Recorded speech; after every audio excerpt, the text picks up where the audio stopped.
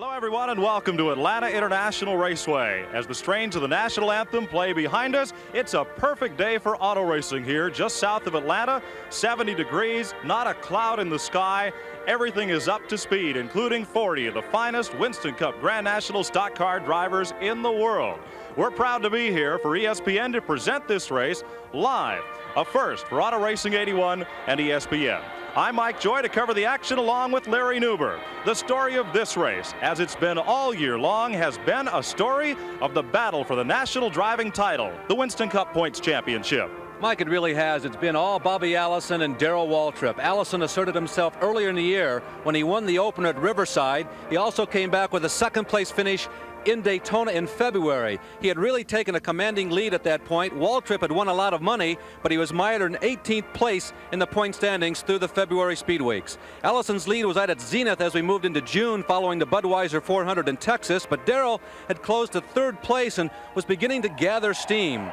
Now, by September and the Wrangler 400, Bobby Allison had headed the points parade for about 8 months, but Waltrip was stringing together 7 top threes in a row and had made the points, well, a virtual tie. Now, by late September, Waltrip had eclipsed Allison and taken the points lead. And when he won at Charlotte, his lead had already grown to about 58 points. Now we move to today, and the Junior Johnson team brings a 68 points lead into the Atlanta race, and Waltrip has won 4 times in a row, and more importantly, Mike, 12 top 3 finishes also in succession. 40 drivers right now are on pit road, cinching up their seatbelts, strapping on their helmets, and getting ready to go racing.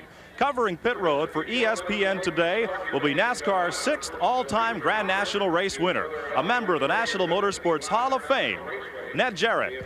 Well, thank you very much, Mike Joy, and good afternoon, everyone. It is a beautiful day for racing here. Everyone getting buckled into their cars, ready to go. We're standing beside Darrell Waltrip, who leads the point standings going into this. Nervous going in here.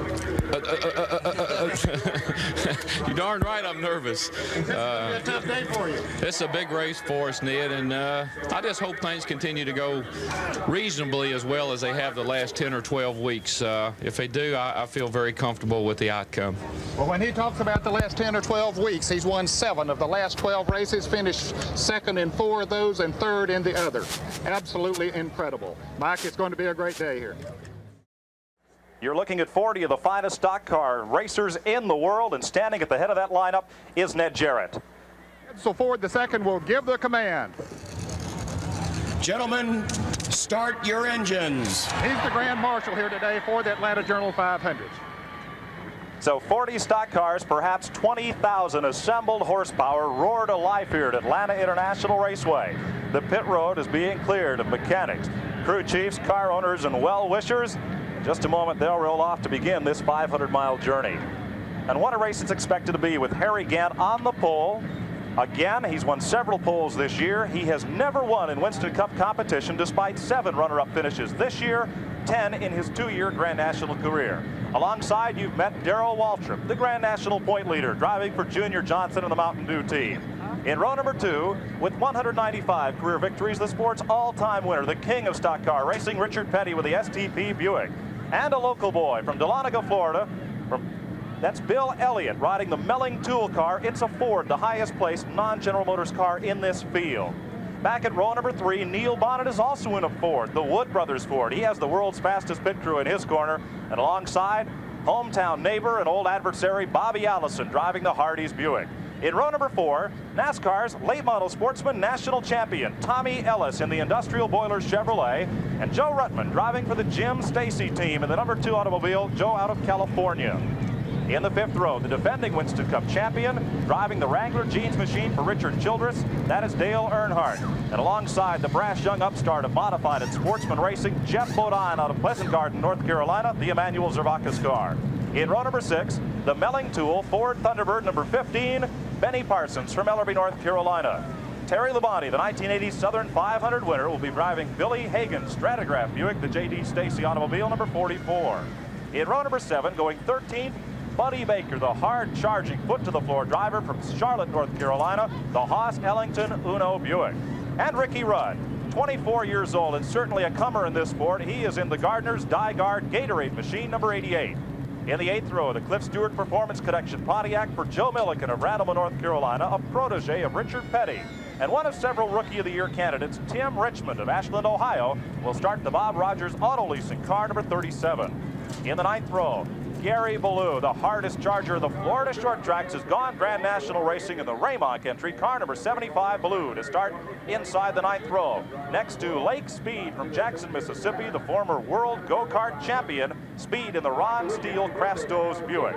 In the 10th row, Kyle Petty, the son of the king of stock car racing, in his STP Buick out of Randall, North Carolina, number 42. The rookie point leader is Morgan Shepherd of Conover, North Carolina, with the Levi Garrett Buick starting in 20th position. Going 21st, Cale Yarborough, the defending champion of the Atlanta Journal 500, racing the Valvoline Buick for MC Anderson out of Timmonsville, South Carolina. And independent driver Dave Marcus of car number 71, the Richard Leo Jackson entry. That's another Jim Stacy Buick. In the 12th row, the rookie upstart that beat everybody in Talladega by mere inches. That yellow car right side of your screen is Ron Bouchard, the Yankee on the circuit from Fitchburg, Massachusetts. Starting next to Bouchard, J.D. Slick Johnson Jr. out of Florence, South Carolina, in the James Hilton car number 48, the Palatine Auto Parts Pontiac. In row number 13, last year's champion Sparkplug Rookie of the Year, the number 90, the Truxmore Junie Donlevy Sonny King Ford, Jody Ridley of Chatsworth, Georgia. Chuck Bound, the West Coast driver, now making his home in Charlotte, North Carolina, has the Rose Auto Wrecking Buick in 26th position. 27th, former Indy 500 winner, Lone Star JR, Johnny Rutherford of Fort Worth, Texas, Levi Garrett Buick. Dick Brooks from Spartanburg, South Carolina, making a comeback after a crash this May in Charlotte in the World 600 in the Carolina Tool and Equipment Ford. In the 15th row, Texas driver H.B. Bailey from Houston, the Almeida Auto Parts Pontiac, and D.K. Ulrich of Harrisburg, North Carolina, the Ulrich Racing Buick. In the 16th row, the fastest of yesterday's qualifiers, Rusty Wallace of Valley Park, Missouri, the Kangaroos Buick, next to Rick Wilson, another rookie driver from Bartow, Florida, the Florida Equipment and Service Oldsmobile. In row 17, Connie Saylor from Tennessee, who took that wild flip at Daytona, and Buddy Arrington, the Virginia driver. In the 18th row, Tommy Gale, a part-time driver from Pennsylvania, and Jimmy Smut-Means from Huntsville, Alabama. In the 18th row, J.D. McDuffie, the Bailey Excavating Pontiac, and the Ring Enterprises Chevrolet for Travis Diller. And in the 20th and final row, Massillon, Ohio driver John Anderson, the Kings Inn of Daytona Buick, and Del McCoward of Savannah, Georgia, the Coastal Transmission Buick. That's the 40-car starting field, and starting smack dab in the middle, Cale Yarborough, the defending champ. Mike, not only the defending champ, but also the guy who won here earlier in the year. There's Cale in that black and white Valvoline-sponsored number 27 machine. Cale, of course, is the third all-time leading winning driver with 71 career wins in NASCAR competition for career drivers. And Mike, we've had one driver alteration, so to speak. In the number 48 car, James Hilton, the owner of the car, will be starting the car. Slick Johnson will get in after a lap. Hilton will start his 29th race here at the Atlanta International Raceway. How about it, Cale Yarborough? Is it a disadvantage being way that far back, 21st in this 40-car field? Well, I don't think it will, Ned. You know, the spring race here, we qualified 22nd and won the race. So where you start doesn't make any difference. It's where you finish is what counts. Yarborough starting 21st. He's the all-time feature winner at the Atlanta International Raceway. Through 29 of 31 races, Waltrip the point leader. $526,000 in earnings as the field rumbles around this 1.5-mile super speedway.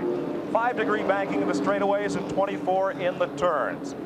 As we watch the front row, Harry Gann on the inside. Car number 33, a car owned by Burt Reynolds and Hollywood stuntman and director Hal Needham of Smokey and the Bandit fame. On the outside, the point leader, Darrell Waltrip. Ernie Moore, the NASCAR flagman at trackside, and Harold Kinder, high atop the starter stand, have given the command that we'll go racing in one lap. Next time by, they're in the backstretch for the last time at this speed. Mike, a couple of seconds ago, we saw the graphic about the 24-degree banking in the turns here, and Waltrip pulls up alongside of the pace car, perhaps indicate maybe he's not real happy with the pacing speed, Mike Joy. Well, I believe he'd like that pace car out of the way. Waltrip up high, now drifts back a bit. Harry Gant settling in. We're looking at Cale Yarborough in 21st position, way back in the 11th row. Those 24-degree bank turns, that's not the only story about the turns at this racetrack. The turns consume a higher percentage of the total racing surface here at Atlanta than most tracks on the circuit. The drivers are in the turns more here at Atlanta than most of the other racetracks. Look at how steep the banking is as the cars rumble through turns 3 and 4. Pace car still high on the racetrack. Watching now, it makes the sharp dive to the left and heads down the pit road. 40 rambling, rumbling Grand National stock cars straighten out of turn number 4. Harold Kinder holding them down, slowing them, keeping them low, and now the green flag is out, and the Atlanta Journal 500 is Trouble underway. already in the front stretch before we make the start-finish line, Mike Joy. H.B. Bailey in car number 36, one of the Texas drivers, got caught in heavy traffic in the middle of the pack and looped coming down the front stretch. Bailey scrambled with D.K. Ulrich in car number 99, and likewise the number 72 machine of Rusty Wallace of Valley Park, Missouri. Back in the pack, watch the right side of your screen. You can see the traffic 2, 3, and 4 abreast as everybody jockeys. 2 or 3 cars come together, and Bailey, the one who does about a 270-degree spin. The rest of the field now roars around the racetrack, racing back to the caution. Waltrip will lead the first lap of the Atlanta Journal 500 as we go under caution, but that itself is important. Each NASCAR Winston Cup race pays 175 championship points to the winner. However, there is a 5-point bonus for every driver that leads a lap in the race. Waltrip, by leading the first lap, gets that chore out of the way, so he's picked up the 5 bonus points. That gives him an important edge over Bobby Allison in just the first lap of the race. And Mike, let's set up this points battle between Waltrip and Allison. If Waltrip can outpoint Bobby Allison by 118 points today, then Waltrip could clinch the season's championship. There you see the difference, 68 points to this point in the season. A maximum of 185 points are available to Bobby Allison in the final race, the next race out on the West Coast. So if Allison falls more than 118 points behind Waltrip in today's competition, Darrell would clinch the championship. And put that in simpler terms, Waltrip would just about have to finish in the first 2 positions and Bobby in the last 2, and that's not likely to happen. Those are the only 2 drivers with a mathematical chance of the title. You saw Harry Gant in 3rd position.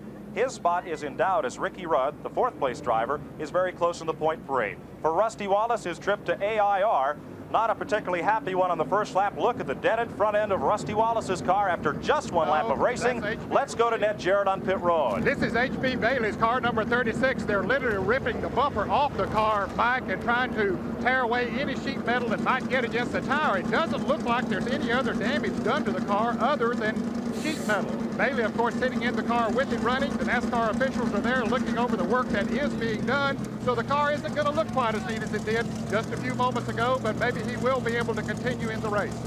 On that first lap, the field broke just about the way they qualified. Waltrip from the outside pole assumed the lead. Harry Gant rides 2nd. Richard Petty is 3rd. 4th is Neil Bonnet.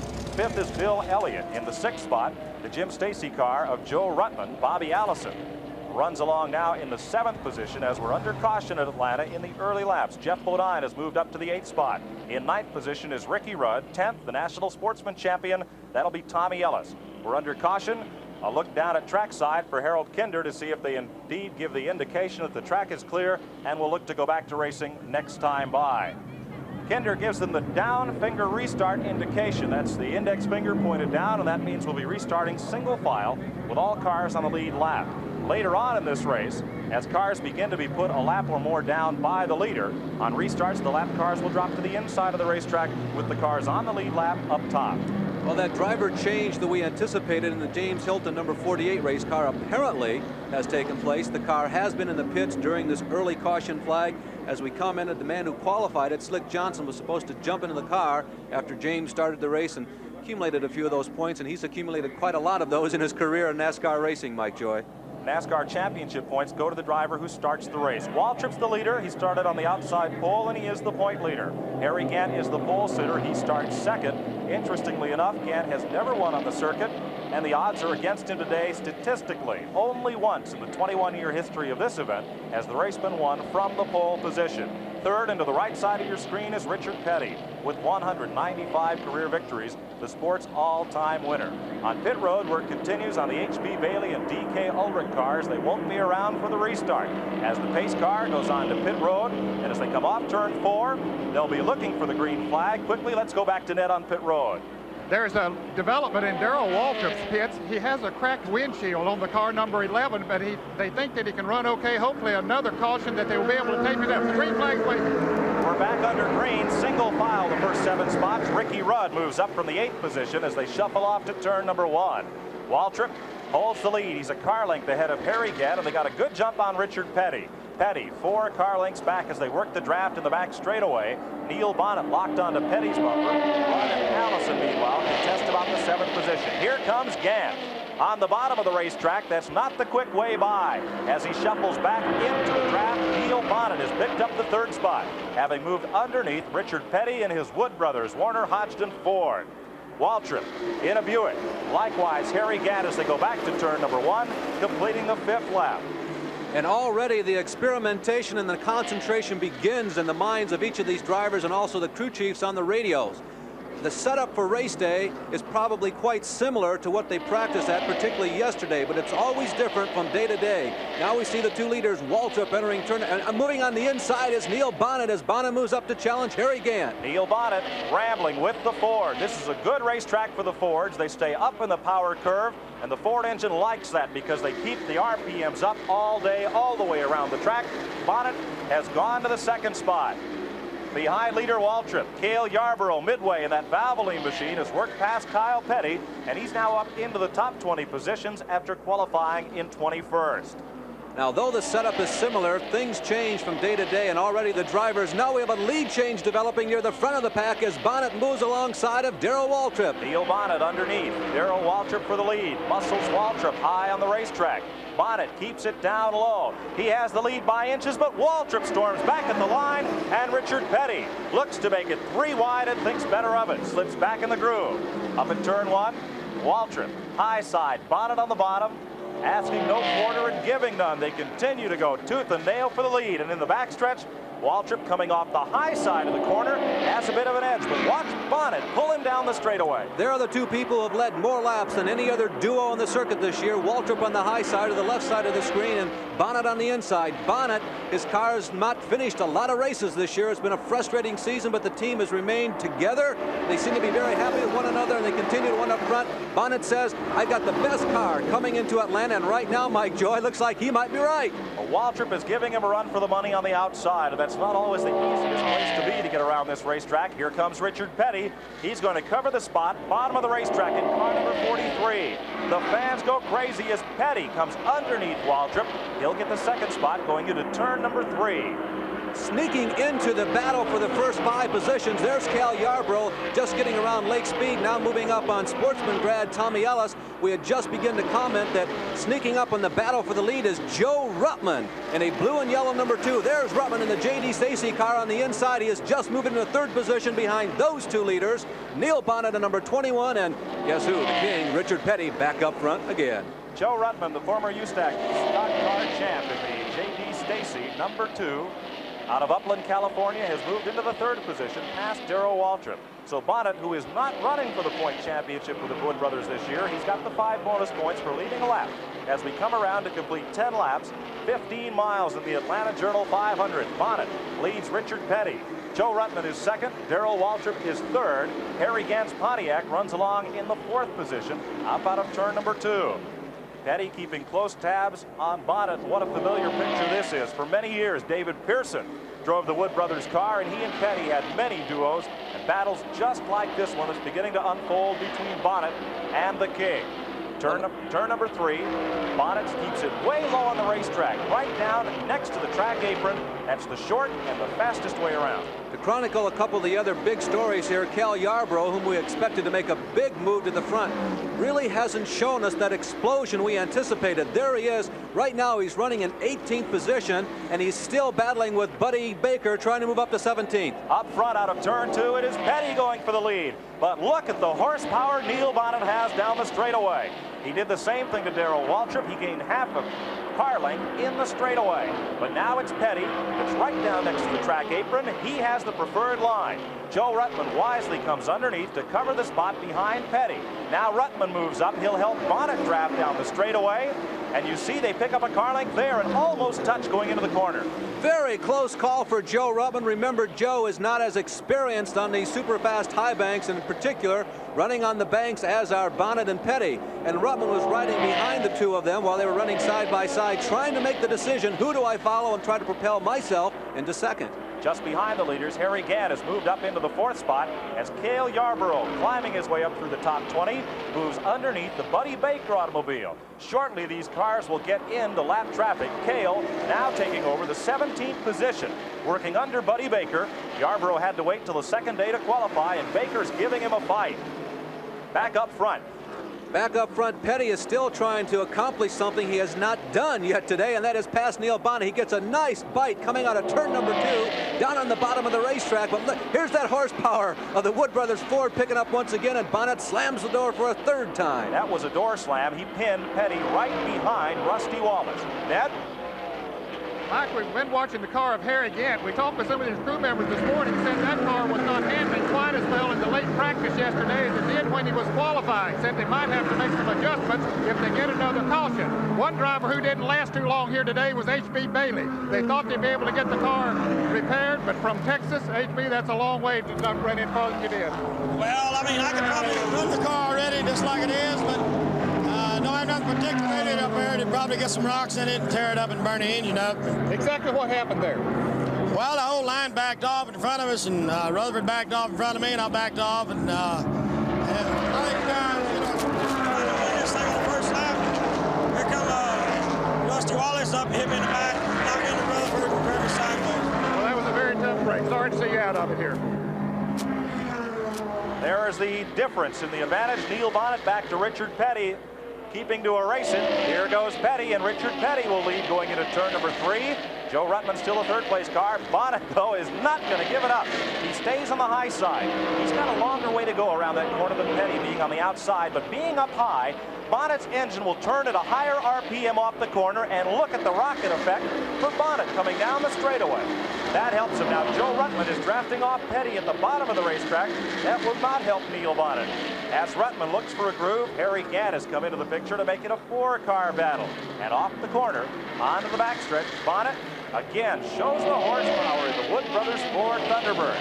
Into the corner, Petty dives to the low side, Bonnet scoots away. Mike, I think we really are getting an exhibition of the muscle in that Wood Brothers Ford. Bonnet has had everything going against him the last 3 or 4 laps. He's been on the high side of the racetrack, the longer way around. The last time down the front stretch, there was a 3-car draft hooked up on the inside of Bonnet. Usually that's enough, and boy, are they running close.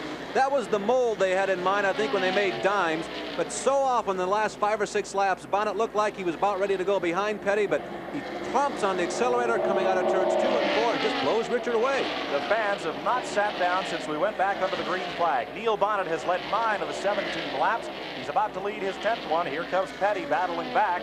And you're watching why NASCAR Winston Cup racing is the most competitive auto racing in the world. You couldn't slide a piece of paper between those 2 cars as they come off the corner. Back to turn 1, and this battle for the lead rages on. When cars draft single file, they can pull away, but these cars running side by side are slower than 1 car or 2 cars single file. That has allowed the Pontiac of Harry Gant, the Buick of Joe Ruttman, and Darrell Waltrip to climb right back up into the battle for that lead. Here's Ruttman, the 3rd place car at turn number 3, just coming into view. He'll draft under Petty. That'll give Richard just a little bit of boost. Petty in 43, the red and blue STP Buick. Bonnet, the white, red, gold numeral number 21 of the Wood Brothers, and Joe Ruttman right behind them in the 3rd spot. Mike, there are actually about 13 cars running up front within about the distance of 3 football fields. Among that group of cars is Bobby Allison, and there he is, running approximately 8th or 9th position on the grid right now. There's Bill Elliott, who qualified so well here. Dale Earnhardt in number 3, the points leader and champion from a year ago. Earnhardt is the 10th place car behind Bill Elliott, running 9th, and a strong showing for Elliott. Earnhardt driving for veteran driver Richard Childress, now team manager, has taken the Wrangler sponsorship.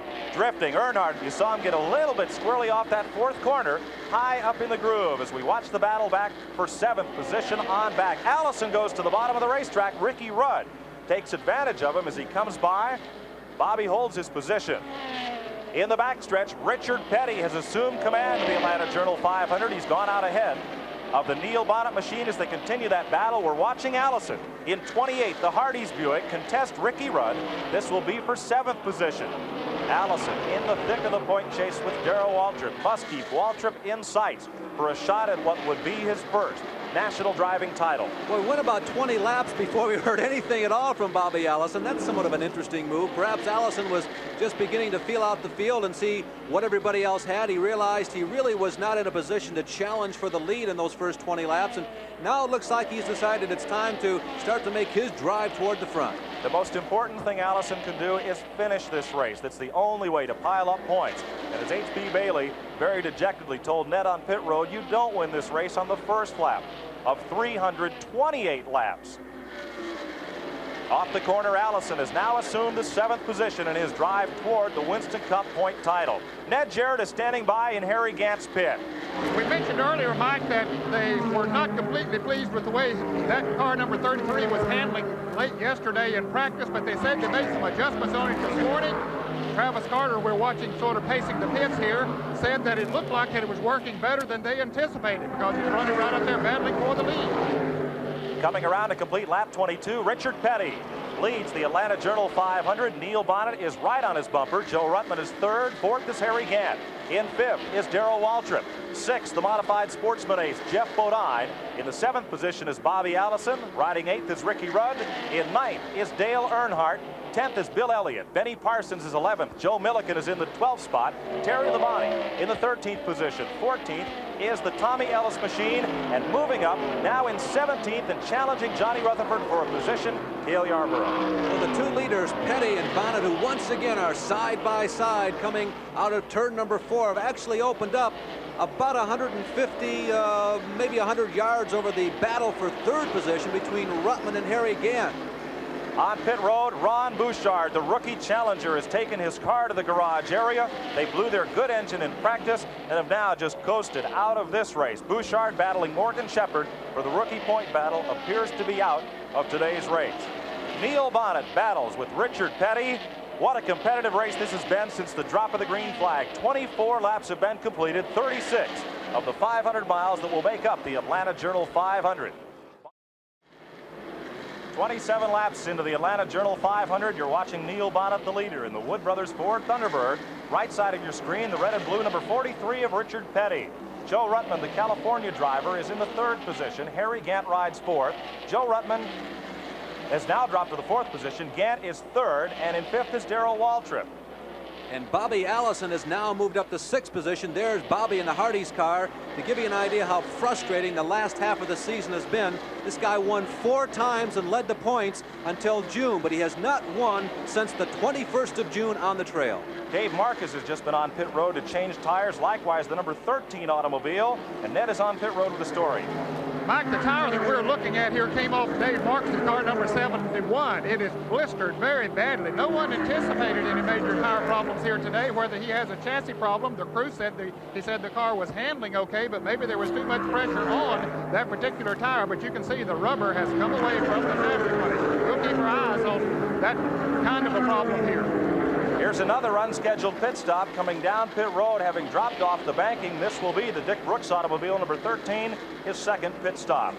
Brooks coasting into the pits, taking a look. His crew, the Carolina Tool and Equipment people, talking to their driver. They're going to change the left side tires. So tires may indeed be a story before this Atlanta Journal 500 is over. Neil Bonnet, the leader. Richard Petty in 2nd. Harry Gant, the pole sitter, has climbed back up to the 3rd position after running as far back as 5th. In 4th, Joe Ruttman. In 5th, the point leader, Darrell Waltrip, as we watch Dick Brooks on pit road. Well, Brooks is one of those people, like so many, who came originally from a different part of the country, California, as Mike Joy mentioned, and now he's very firmly entrenched as a resident of the South. Matter of fact, he owns a Honda dealership in the Southeast. The rookie point battle, only 10 points separating Morgan Shepherd from Ron Bouchard, and that margin may change as Ned Jarrett is on pit road. Well, Ron Bouchard has dropped out in the car number 47. Ron, what went wrong? I think we lost the motor, either seized the bearing or something. It started to lock up, so I just shut it down. This hasn't been a good week for the New England Not team. really. We got here Thursday and we practiced. The 2nd lap of practice, we had engine trouble, and it was our race engine.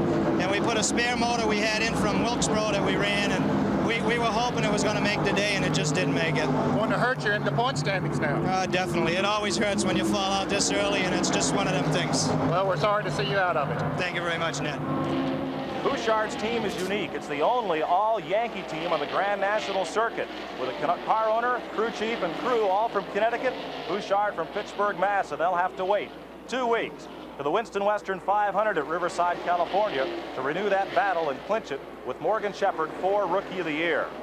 Watching the battle back at 15th and 16th position, another rookie, Tim Richmond, in the number 37 car, battling with Morgan Shepherd, the rookie point leader in number 96. Well, Richmond, of course, is the guy who's had quite a number of rides, and you see Richmond coming very close to Jimmy Smut-Means there, the former Nashville track champion, as they rocket ship through turns 1 and 2.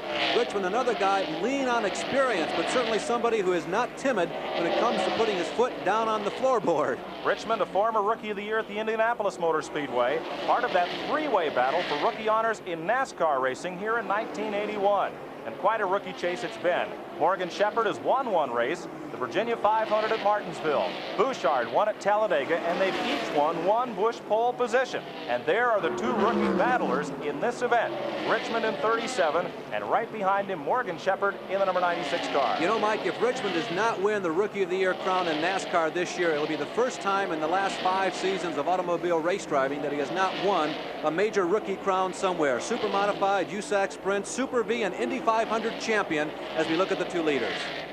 The rookie battle has been a hot one, and earlier Larry Newber had a chance to meet with the 3 key contenders for Rookie of the Year. The history books will tell us that the war between the states, between the North and the South, ended more than 100 years ago, but sometimes in Grand National stock car racing, well, you just don't know, and that's never been more true than this season's race for the championship honors of Rookie of the Year. First of all, representing the North in this corner, Tim Richmond. And you know, Tim Richmond, as I watch you this season, I think these guys got you hooked. We may not see you in the North again. Well, I don't know. They've kind of taken me by surprise. You know, I wasn't too sure what to expect down here, and I come down, I liked it, and I want to stay down. So I don't know if I'll be going back to Indianapolis or not. And representing the South, Morgan Shepherd. And Morgan, it's been a long, hard, tough year, hasn't it? Well, it has for all of us. You know, we've all had our ups and downs, and I lost my car sponsor and had to start over, you know, start hiking rides. Of course, I've done it before, but Tim and the rest of the boys, they've had a hard time too. So, you know, it's been tough for all of us, but we're all winners, and we're not going to be quitting. We're going to go at it that much harder, and you know, whatever. And in this corner, you're right, representing the East, or actually the Northeast, Ronnie Bouchard. And Ronnie, I guess these guys probably would like to accomplish something you did a couple of months ago. You won on a super speedway. We won at Talladega, and it was quite a day for us. And I think it just proved that, you know, my guys and car owner and everybody did a fantastic job. And the car just run well all day, and everything seemed to work out for us. We were real fortunate. You know, that New Englander accent still doesn't really fit down here. Well, they're trying to straighten me out here. They're trying to change my accent a little bit, but we're working on it. Ronnie, on a serious note, perhaps a little more serious note, is it important to be Rookie of the Year down here in the South? Well, I think any big honor like that would be something that, you know, you work so hard for. Morgan, Tim, myself, you know, we've all worked at it, and we'd all like to win it, but I think no matter what happens, whoever wins it or whatever happens at the end, I don't think it'll make a big difference for next year. Morgan, Tim, who's going to win it? I am. Well, I think I will. Ron Bouchard? Oh, we're working at it. Well, as Morgan Shepherd said a few minutes ago, they are all winners, and the race for Rookie of the Year this year in NASCAR has never been more close. It's going to go down right to the final event. They'll have to go out to California, yet another part of this country, to complete the quadrangle, north, east, south, and west, to determine this year's Rookie of the Year. We're under the caution. Neil Bonnet is on pit road. Ricky Rudd has crashed in the first turn. We'll show you that in a moment. But right now, you're watching the world's fastest pit crew, the Wood Brothers of Patrick County, Virginia. Put 4 tires and 22 gallons of gasoline in Neil Bonnet's Wood Brothers Hodgdon Ford Thunderbird. Bonnet is away. Virtually all of the leaders have come on to pit road. Richard Petty getting a 4-tire change on his STP Buick. There's Kyle Petty also getting tires all the way around. It's important, after getting a few laps of green flag racing in, to make a complete 4-tire change and check how all 4 of those tires are wearing. Earlier, Ned showed you the tire off Dave Marcus' car, indicating perhaps that car's not with the optimum handling setup. But they can read the tread across these tires and determine what chassis adjustments they may want to make on their next pit stop. Mike, it's particularly important at this racetrack because of how long you are in the turns here at the Atlanta International Raceway. Also involved in the Rudd incident was Benny Parsons. Apparently, he slowed considerably. It appeared as though Benny may have lost the lap to the leaders as a result of the Rudd incident high above turn number 1. The second half of the field now coming at the south end of pit road to complete their service. Looks like feeding time at the zoo, as it were. The caution came out 2 laps ago for Ricky Rudd up at turn number 1. The car looked as if it may have lost an engine as it went up into the barrier. Rudd wisely kept it up against the rail. We'll show you that in a moment as this second round of pit stops are continuing. There's Johnny Rutherford, the Levi Garrett car, receiving fresh Goodyear Racing tires. As we're under the caution at Atlanta International Raceway, 39 laps have been completed in the Atlanta Journal 500. Coming to you live from Atlanta International Raceway, we are under the second caution of the day. On lap 37, Ricky Rudd, the Gatorade machine, going into turn number 1, appeared to lose an engine and hit the wall. Rudd keeps the wheels steered to the right to keep his car out of the way of onrushing traffic and high against the concrete retaining wall. Benny Parsons had nowhere to go and also ended up in the wall behind Ricky Rudd as that car slows and comes to rest at turn number 2. A frustrating season. Ricky has had several top 5 finishes. He's 4th in the point parade, but he has yet to win for the Dygar Gatorade team, and that win will not come today. Benny Parsons was also involved in that incident, and in the Parsons pit, Ned Jarrett. Benny has been in for the last 3 laps, Mike. They're trying to keep him from losing another lap. Right now, the crew is waiting for him to come back in. What they're doing, the front end was knocked out of alignment on the car, and so they have a string here that they're measuring the front end from the front to the rear so that they can get that car realigned and keep him in the action. There was not too much damage done other than that. They pulled the sheet metal away from the tires, so they are planning to keep Benny in the racing, but he did lose 1 lap. Ricky Rudd has had what most observers would call a good season. 14 top 5 finishes, 4th place in the points, and he's earned for that team over $340,000. But not today. Lake Speed comes off of pit road. Lake Speed, of course, a former national go-kart champion. You know, Mike, you were talking about Ricky Rudd a second ago. Kind of an interesting story. The first ride he ever had, he was 6 years of age. He got behind the wheel of a micro midget, was actually designed for his sister to drive. He did that for about 5 or 6 years, and interestingly enough, Rudd originally wanted to go Formula 1 Grand Prix racing and ride the streets of Europe, places like Monaco and Germany and Hockenheim and so on and so forth. But he got sidetracked somewhere along the line and really found himself a home here in Grand National Stock Car Racing. So the first round of what we would call scheduled pit stops have been in at about the 40-lap mark. As service continues, there's Benny Parsons in the Bud Moore car that Ned Jarrett just talked about. The man at the left side of your screen is Bud Moore, who owns that racing operation out of Spartanburg, South Carolina. They're prying sheet metal away from those fenders, trying to trim them away so they won't get close to the tires and cut them any further. You'll use a hammer, a wrench, your hands, or anything handy to try to get that service done and get Benny back on the track without losing another lap. And Mike, you can see the string that they're using to measure to see if the car is squared up, because the right front was knocked back just a little bit. They have made an adjustment on that, and now they think they have it trued up again to where he can drive it fast around this racetrack. Johnny Rutherford's car being rolled back to the garage area. He's out of the race early here at Atlanta in the Journal 500. Another quick measurement, the pace car up in turn 3. You may have noticed a radio headset atop Bud Moore. He is in two-way communication with his driver, as are most of the major teams. Pace car coming around, and the Speedy Dry and Track Crew truck has just about completed its service. It'll be a lap or two as they run that oil up out of turn number 1 and turn number 2.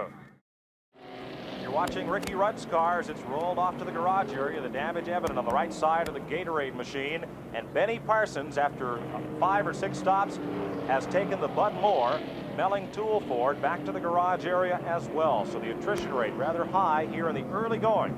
If you just joined us, we're at Atlanta, Georgia for the Atlanta Journal 500. Neil Bonnet, the leader, under the second caution of the afternoon. The first came out on the opening green flag when D.K. Ulrich, H.B. Bailey, and Rusty Wallace came together. This caution came out on lap 37, 7 laps ago for the Ricky Rudd, Benny Parsons crash at turn 1. Under the caution, you're watching Neil Bonnet in car number 21, the leader. Richard Petty riding in the second position. California driver Joe Ruttman is in the third spot behind the safety car. This will be a double file restart with the lapped automobiles moving up on the bottom of the racetrack. Now just climbing up into position. Those cars that are one or more laps down, the cars on the lead lap will be in the outside lane. And Mike, significantly, as you look at the two leaders, Bonnet in the red and white number 21 and Petty, of course, in the Petty blue and STP orange number 43, have been very dominant in addition to just leading this race. We're getting set to go back to the green, but first, Ricky Rudd out of the race is with Ned. Ricky, what caused the accident? Well, Ned, the motor exploded going right into the first corner. Didn't give me no warning or nothing. The motor just erupted, and all the oil hit the track right in front of me, and it was all over with real fast. But you're okay? Yeah, I'm in fine shape. The car and the motor didn't come out of it too good, but I'm in good shape. Well, that was a tough break. Now back to the green flag is about to come out. An added story to this restart. On the inside, the red black hooded car is Dave Marcus. He made an unscheduled pit stop early and went one lap down. Marcus is a Charger, and he'll try to get that lap back on the start. Mike, not only a Charger, but he's a guy who's been practicing with the front runners on the last 2 days, Friday and Saturday. Marcus has been practicing with Bonnet, Petty, Gant, and Waltrip, so I expect him to hang tough at least for the next few laps here. Bonnet a foot away from being one lap down, and now he is again lapped. Rather, Bonnet laps the Dave Marcus automobile. So Marcus in 71, a lap down. He's not given it up yet. But Bonnet pulls around him on the high side at turn number 3. Second place, Richard Petty to the right side of your screen in the blue car with the yellow chevrons. That is Joe Ruttman, a little loose off the corner. The third, no, make that the second place car as he takes Petty on the outside. Ruttman moves up to second. Well, Marcus, of course, is a guy who's been around Grand National stock car racing for quite some time, and when he was hooked up with Harry Hyde a few years ago, he was the hot shoe, winning quite a number of races on the super speedways, like Talladega, for instance. Up front, Neil Bonnet, Joe Ruttman trying to make a run at the lead. Petty now, having dispensed with Marcus, closes in the third position. Fourth, the Pontiac of Harry Gant. And Darrell Waltrip comes up through traffic. Gary Ballou once, Joe Milliken twice, Morgan Shepherd 3 times, and now Waltrip is mired in heavy traffic back in the pack. Well, not only mired in heavy traffic, but that's a dangerous place for Waltrip to be. Early in the race, of course, Darrell right now is charging as hard as he can because he does not want to lose sight of the leaders. He's in slower traffic trying to rush his way to the front. Benny Parsons had to take his car behind the garage area. Let's find out why. He was involved in that accident when Ricky Rudd blew his engine. Benny, you were just a victim of circumstances. Again, yeah, I've been a victim quite a few times this year, Ned, and that was just another example. Although, you know, if I went low, I think I'd have missed the wreck. But, you know, instincts tell you that the car's going to hit the wall, come back down, so I was going to go high and miss him. I got in the oil, and I couldn't control the car. The damage didn't appear, looking at it, to be that great on the car. What really? Well, what happened? The right front tire caused most of the blow, and it meant the ball joints and the suspension parts that hold the right front tire on. It bent all that stuff so that the car just goes down the straightaway, wiggling. it won't go in a straight line down the straightaway right now. Well, here's a fellow who has had a tough season in 1981, even though he has won several races. Benny Parsons out of it. We're watching Darrell Waltrip, the Mountain Dew Buick, car number 11 out of the Junior Johnson stable in Ronda, North Carolina. Next time around will be 50 laps or 75 miles. And to set the field, Neil Bonnet is the leader in the Wood Brothers Ford. Running in second is Joe Ruttman. In the number 2 machine, the J.D. Stacy car. In third, 43, Richard Petty, Stock Car Racing's all-time leader. In the 4th spot, Harry Gant in the green and white skull colors of the Reynolds and Needham team. Right behind Gant, wearing orange and white, is Bobby Allison in car number 28, 5th position for the Hardee's Buick. Top 5 after 50 laps, 75 miles. Joe Ruttman, one of the new entrants to NASCAR Grand National Stock Car Racing, is a guy who has never won one of these races, but he is an established star on the USAC Stock Car circuit. In the 79 and 80 seasons, Ruttman won 8 of 20 races that he entered, or better than 1/3 of all the events that he competed in. And that includes running often on the mild dirts of the Midwest. So Joe Ruttman, a very versatile driver. Ruttman also has done well in Grand National West stock car competition, having won on the road courses. But Ruttman, you can see every once in a while some scenes of Joe Ruttman fighting the wheel of that J.D. Stacy number 2 going through the turns. Joe is not quite as comfortable, or maybe it's the car setup, who knows, on these high-speed turns here at Atlanta as are Bonnet and Petty. Of course, the crews of the Bonnet car and the Petty car are also more experienced at setting up these race cars. Average speed, not a new record at 40 laps, 134 miles an hour. Neil Bonnet has led 36 of the 51 laps. Darrell Waltrip running back in the pack. How about the pressure of the point championship, Darrell? Does it get to you? Well, we're aware of it, Ned, and you know how important it is. I think everybody does, but it hadn't changed our philosophy any. We go into every race, we want to set on the pole, and we want to win. Circumstances allow themselves, we will set on the pole, and we will win. If we can't, then just like yesterday, we would take a second place, or we would take a third place. At this point in time, the big thing is to be consistent, stay out of trouble, and get as good a finish as you can. And if we continue to do that for the next 2 races, we should be in good shape as far as the Winston Cup Championship is concerned. Waltrip running back in about 12th position. He's out of the top 10. He made a late pit stop under the caution and is now trying to come back up through the field of the Junior Johnson machine. They have had phenomenal success. Watching Neil Bonnet, the leader, car number 21, the Wood Brothers machine. In second, Joe Ruttman, the J.D. Stacy entry, the blue yellow chevroned car. In third, the STP Buick, that's Richard Petty, the sport's all-time winner. In fourth, the green and white Burt Reynolds, Hal Needham car for Harry Gant, the pole sitter. And in fifth, right behind that front 4, right side of your screen, there is Bobby Allison.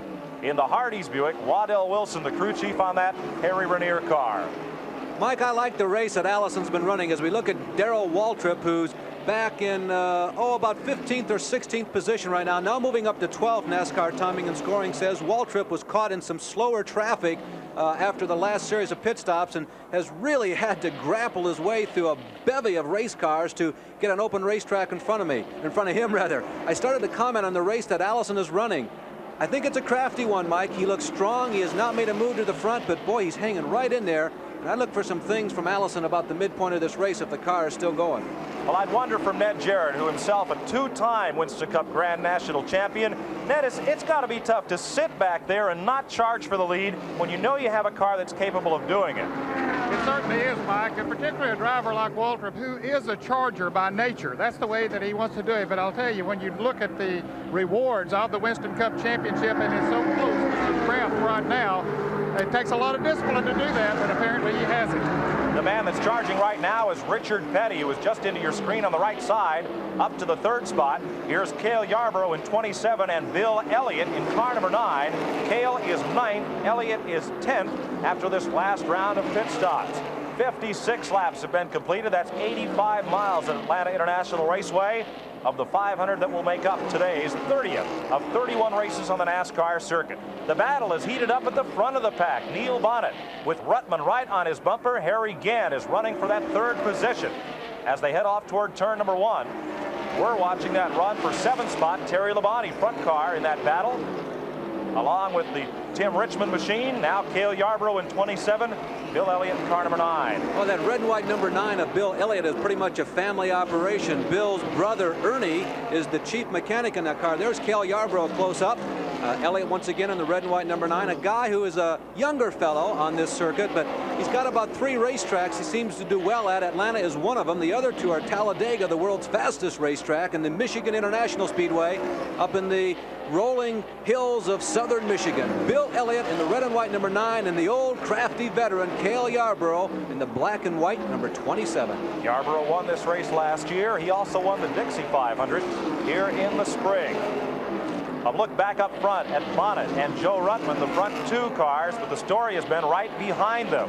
Richard Petty, Harry Gant, and Bobby Allison have been shifting 3rd, 4th, and 5th spots right behind them. There's Petty's car coming into view, and here's the whole front 5 for a family portrait off the corner.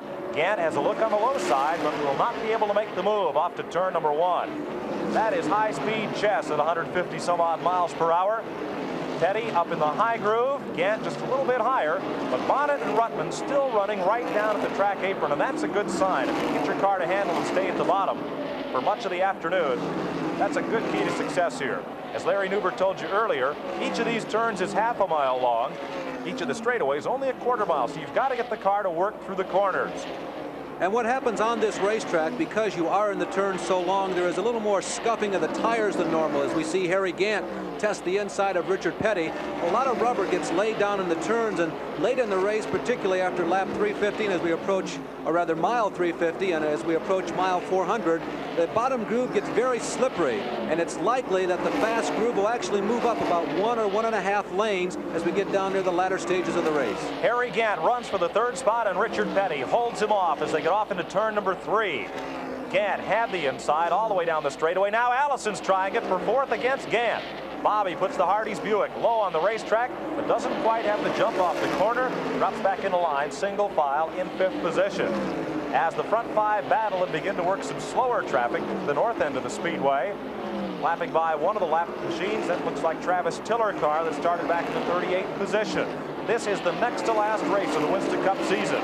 In 2 weeks, November 22nd, they will be going to Riverside International Raceway in Riverside, California.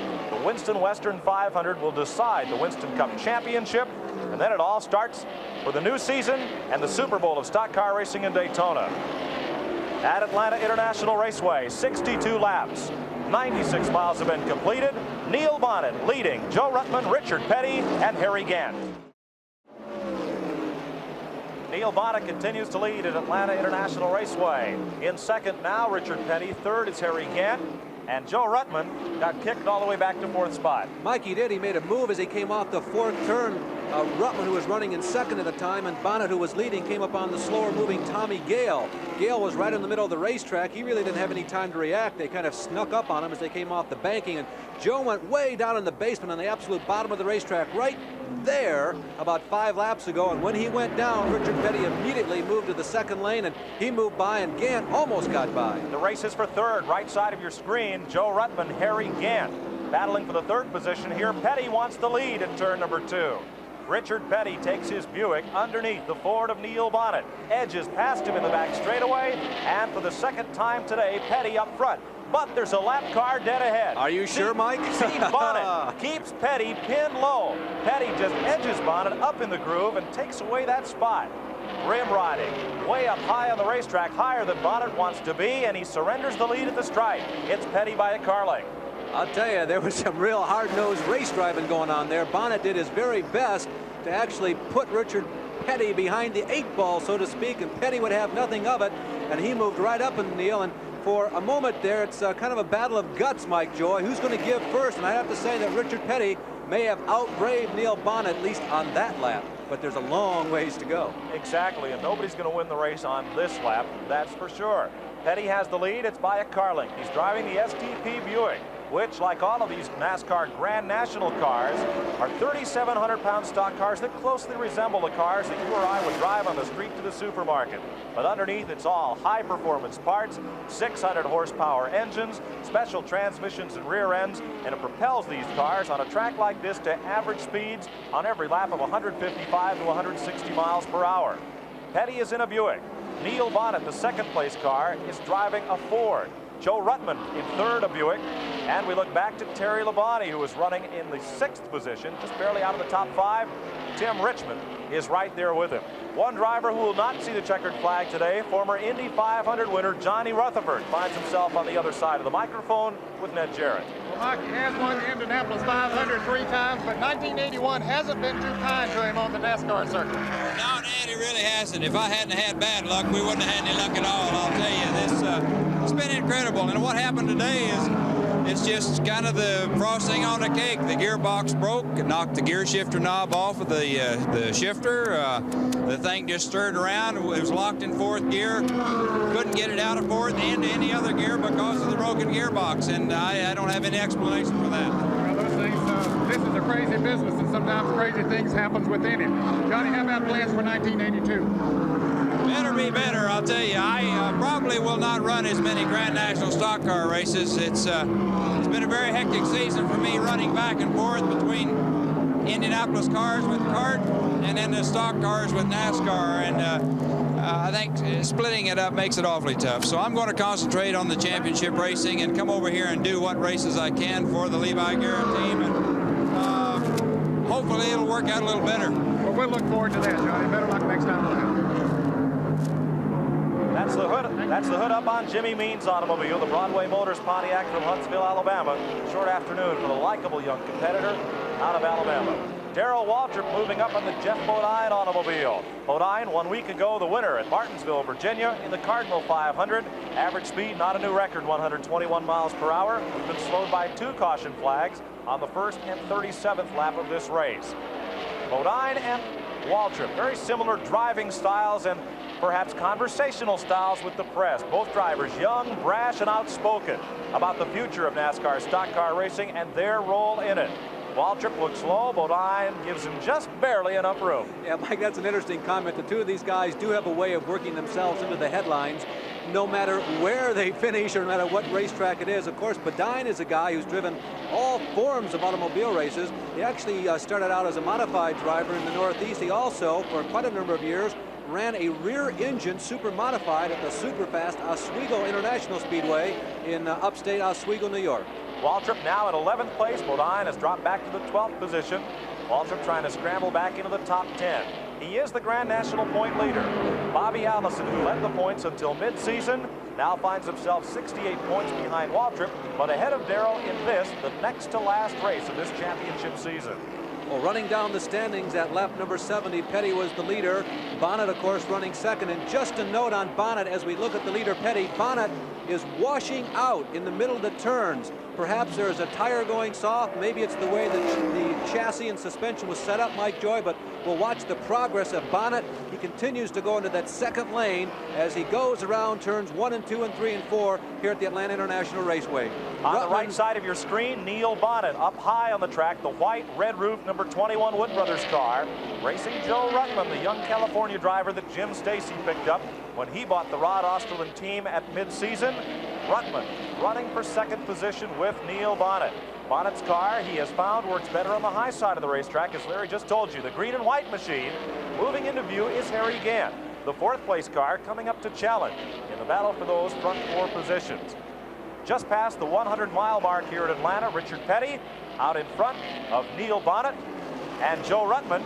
Ned Jarrett is standing by in the Rutman pits. Standing by Dale Inman. Dale, the car seems to be working super well today. Well, we're running pretty good, Ned, but it's still a long way to go for us. This perhaps is your best performance since Joe Rutman came on the team. No, I think the first night out we run at Bristol was our best performance because we was leading then when we went out. Hopefully we don't go out today. What's the strategy now? Just run flat out? That's the way it is everywhere.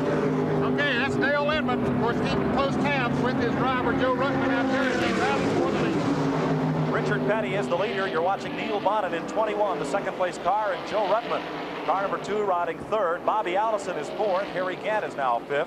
Terry Labonte rides in the 6th position. 7th is Tim Richmond. 8th is Cale Yarborough. In 9th is Bill Elliott. And 10th is Kyle Petty. Jeff Bodine's in the 11th spot. And Darrell Waltrip running in the 12th position. Joe Milliken is 13th. Dale Earnhardt is 14th. And 15th is the Morgan Shepherd automobile.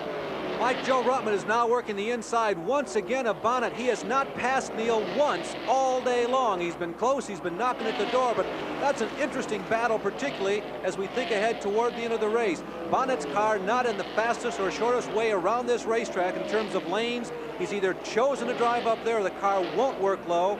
Rutman keeps trying to move in, and he just can't get by. Richard Petty, I think, is the only guy on the racetrack at speed we have seen pass by Neil Bonnet today. Watch Bonnet's 21 car come off the corner. That's where it picks up ground on Joe Rutman. The reason, perhaps, a little bit of extra horsepower beneath the hood of that Ford that Leonard Wood and the crew have dialed in.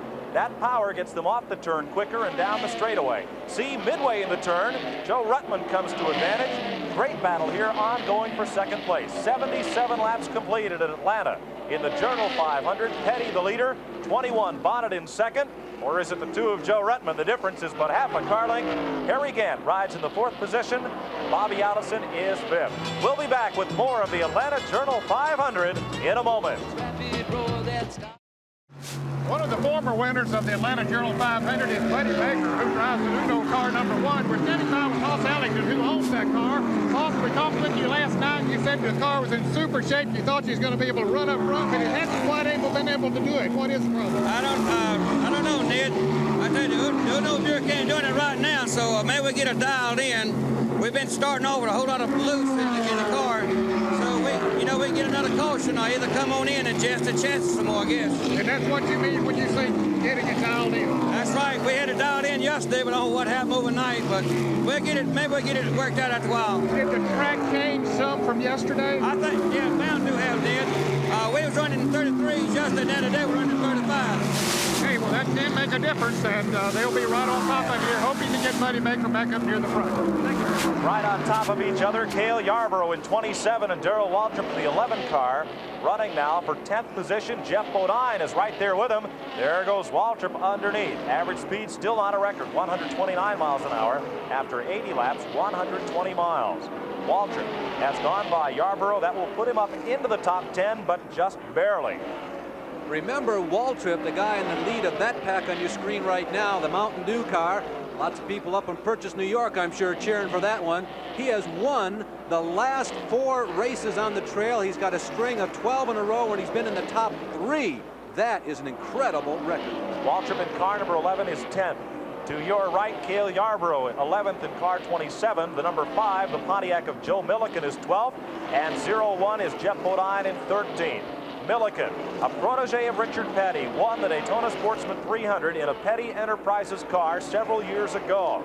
Drove for L.G. DeWitt, who by coincidence also owns this racetrack and now works under Atlanta Raceway's all-time winner, Cale Yarborough. Milliken in a Pontiac, Yarborough in a Buick, and they're about to trade 11th spot. Milliken's got it off of turn 4. Well, Milliken is one of those guys who over the past 5 years has been ticketed by many people as one of the stars of the future, but the problem is so many of the old stars of the Grand National line continue to race year after year. Joe's an interesting young man. He says that he likes to get away from all of it. He likes the solitude of farming and cattle ranching, which he's involved in Monday through Friday when he's not driving race cars. Well, Cale drove for Junior Johnson right up until this year. There's Joe Milliken running just ahead of Yarborough. Here's Richard Petty up front in the Atlanta Journal 500. He holds the track record here at Atlanta for 500 miles at an average speed of 144 miles per hour in winning the spring race back in 1977. 2 caution flags already today. That record may yet be in jeopardy, although the early pace has been slowed by H.B. Bailey's crash on the opening green flag and Ricky Rudd's blown engine and subsequent crash in turn 1 on lap number 37. Along with those 2 also out of the race today, Benny Parsons, Johnny Rutherford, and rookie contender Ron Bouchard. Petty has also given us a demonstration of how and why drafting is not quite as much of a factor at this racetrack as it is on the 2-mile tracks and longer. You see the interval there that Richard has. The second place car of Joe Ruttman is not even in the picture. He's almost a full straightaway behind Richard Petty. Petty has broken from the lead draft, or what there was of the lead draft, and has really opened up a comfortable advantage. And despite the fact that he's running on the track by himself, that's a situation that normally slows you down in Grand National stock car racing. He seems to be creeping even further away from the 2nd and 3rd place cars of Ruttman and Neil Bonnet. Good battle back in the pack. This one happens to be for 17th position, but it's just as hot as the race up front, and it involves 2 of the young lions of the circuit. Gary Ballou out of North Miami Beach, Florida, driving car number 75, the Bob Rahilly Raymock entry, and Tommy Ellis, the National Sportsman Champion, the Industrial Boiler Chevrolet, out of Richmond, Virginia, car number 55. Ellis they used to call Terrible Tommy for his exploits on the bull rings of Virginia and the Carolinas. In fact, he and Jeff Bodine have had a season-long feud this season, racing in sportsman cars, but they're both trying to strut their stuff in Winston Cup stock car racing, and 2 could be a couple of strong contenders for rookie honors when it comes to 1982. Ballou in a Buick. Oh, and there's trouble right there. Ballou got loose. Sideways is Tommy Ellis. Ballou cracks the wall. And the self-cleaning banks at Atlanta, 24 degrees high, allow both those cars to roll to the bottom of the racetrack without further incident. One bobble, one moment's hesitation or slip up can send a car sliding and slamming into the wall, as just happened to Gary Ballou. Well, Mike, I saw a little bit of smoke or maybe dust. You can't tell which one it was until we look at it to replay. Maybe we'll be able to zero in on it, but something in the air flew out of the tail section of the Ballou car as he was entering turn number 3. Now, it's possible that something broke on the inside of that race car. Maybe it was just as you suggested. He got just too high on the racetrack. There's a bunch of loose dirt right up along the wall. You cannot race at 150, 160 miles an hour up there along the wall. It's very slippery. Gary Ballou is okay. He is out of the car but dejected. There's that puff of smoke just up on the high side, and it came from underneath the engine compartment. Looked like something let go on Gary Ballou's car.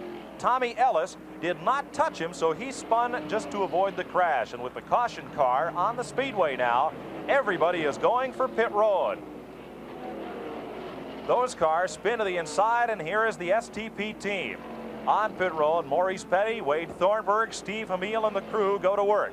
Only 5 men are allowed over the pit wall to change tires and fuel the car, so the windshield wipers and everyone are working from behind the pit wall with long extension arms. They hand Richard a drink, clean the windshield, fill it with gasoline, and they're going for 4 tires. A 4-tire change on the Petty car, likewise for Neil Bonnet and the Wood brothers, and for most of the field. Richard Petty, of course, the guy who has won more races than any other Grand National driver in history. Going back to 1972, for instance, he entered 31 races on the trail, and 25 times, as Petty has a close call coming out of the pits, 25 times in that 1972 season, Petty finished in the top 5. Well, pit stops can be critical to the success of any NASCAR race. And pit road, it's kind of a tough place to be sometimes, as Richard Petty explained to Ned Jarrett earlier. Well, it's going how far you're ahead or behind. You know, like on a caution flag and stuff like that, where it doesn't make that much difference how you get out of the pit, then you don't pay that much attention to how long the pit stops are. But if you run under a green, make a green stop, I guess if they made one in 5 seconds, it'd seem like you're sitting there forever. We are under the 3rd caution of the afternoon at the Atlanta Journal 500 at Atlanta International Raceway. Richard Petty has come off of this pit stop to take the lead. Joe Ruttman rides in 2nd. Neil Bonnet is the 3rd place car. Quick pit stop by Tommy Ellis. He moves up to the 4th position. Bobby Allison is 5th and Harry Gadd is 6th. As we're under the caution, let's take this break from the Atlanta Journal 500. We'll be back. Hot shoe Gary Ballou, dejected and disappointed as his Raybach car hit the wall up in turn number 3. Taking a look at the damage to see if it can be repaired, but it looks like the end of the day for Ballou's efforts here at Atlanta, Georgia this afternoon. Ballou was locked in a battle with Tommy Ellis coming down the back straightaway. Watch underneath the front of the 75 car. As they rolled on the backstretch, boom. Ballou's engine apparently let go, and in the oil, neither he nor Tommy Ellis could keep his car in a straight line.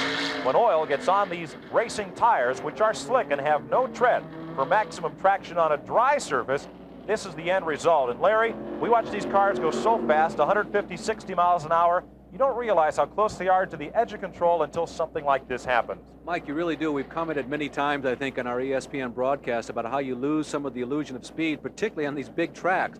Remember, this racetrack is 1.522 miles in length. And after you watch these cars for about 20 or 30 laps at speed, you kind of forget that they're going about 3 times what we normally drive up and down the highway at. If you've ever had to cram your brakes on, let's say on ice at 40 miles an hour and tried to control your car, you've got just a beginning of the sense of the feel and the touch that these race drivers have when they have trouble on the racetrack at 150 miles per hour plus. Already we've seen 2 rounds of pit stops, and these fellas in this high-speed ballet make it look easy to change 2 tires and add gas.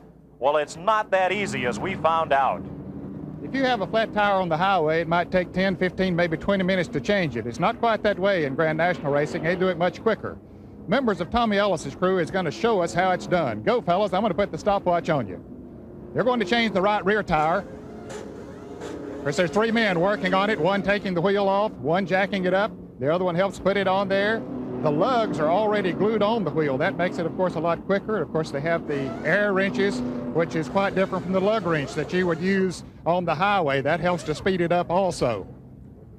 Well, 18 3/10 seconds, that's not too bad. Sometimes they do this as little as 13 seconds on race day, but 18 3/10 seconds here in this practice run wasn't too bad.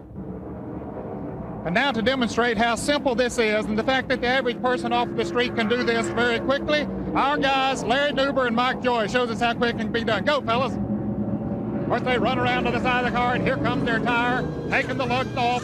The jack is going up. You might say that Larry is a little bit nervous, but it's the first time he's done this. Of course, he's having a little bit of trouble with the lug wrench. He didn't get all of the lugs off. Now Mike Joy comes over to help him, puts the other tire on. His tire man carries that tire away, working very nicely and very smoothly here. Now, bear in mind, folks, you do it faster than you do it. Uh-oh.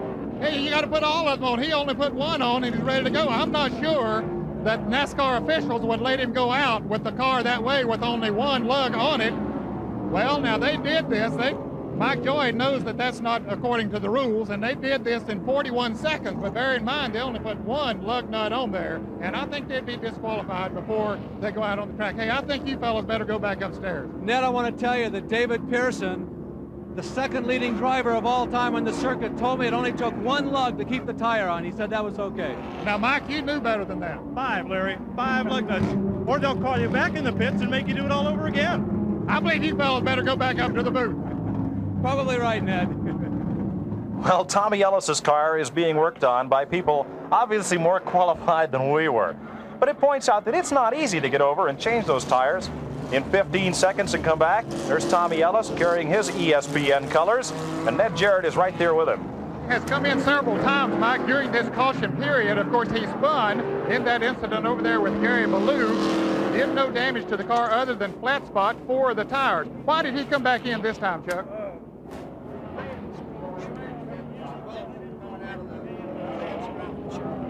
Tommy Ellis rolling along the apron of the track and coming back up to speed.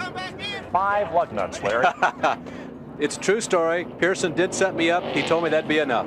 Well, let's set up the attrition in this race. It has been almost as horrendous as Larry's tire changing attempt. Now, Mike, you're very unkind. H.B. Bailey, of course, guy knocked out in the first lap crash here in the front stretch. Ronnie Bouchard, who won at Talladega earlier this year, out on lap number 22. Ricky Rudd from the Chesapeake, Virginia area. Sad to report for all those folks up there that Rudd is no longer in competition here today. Johnny Rutherford, representing the folks down in the Lone Star State, Fort Worth to be exact, out on lap number 39.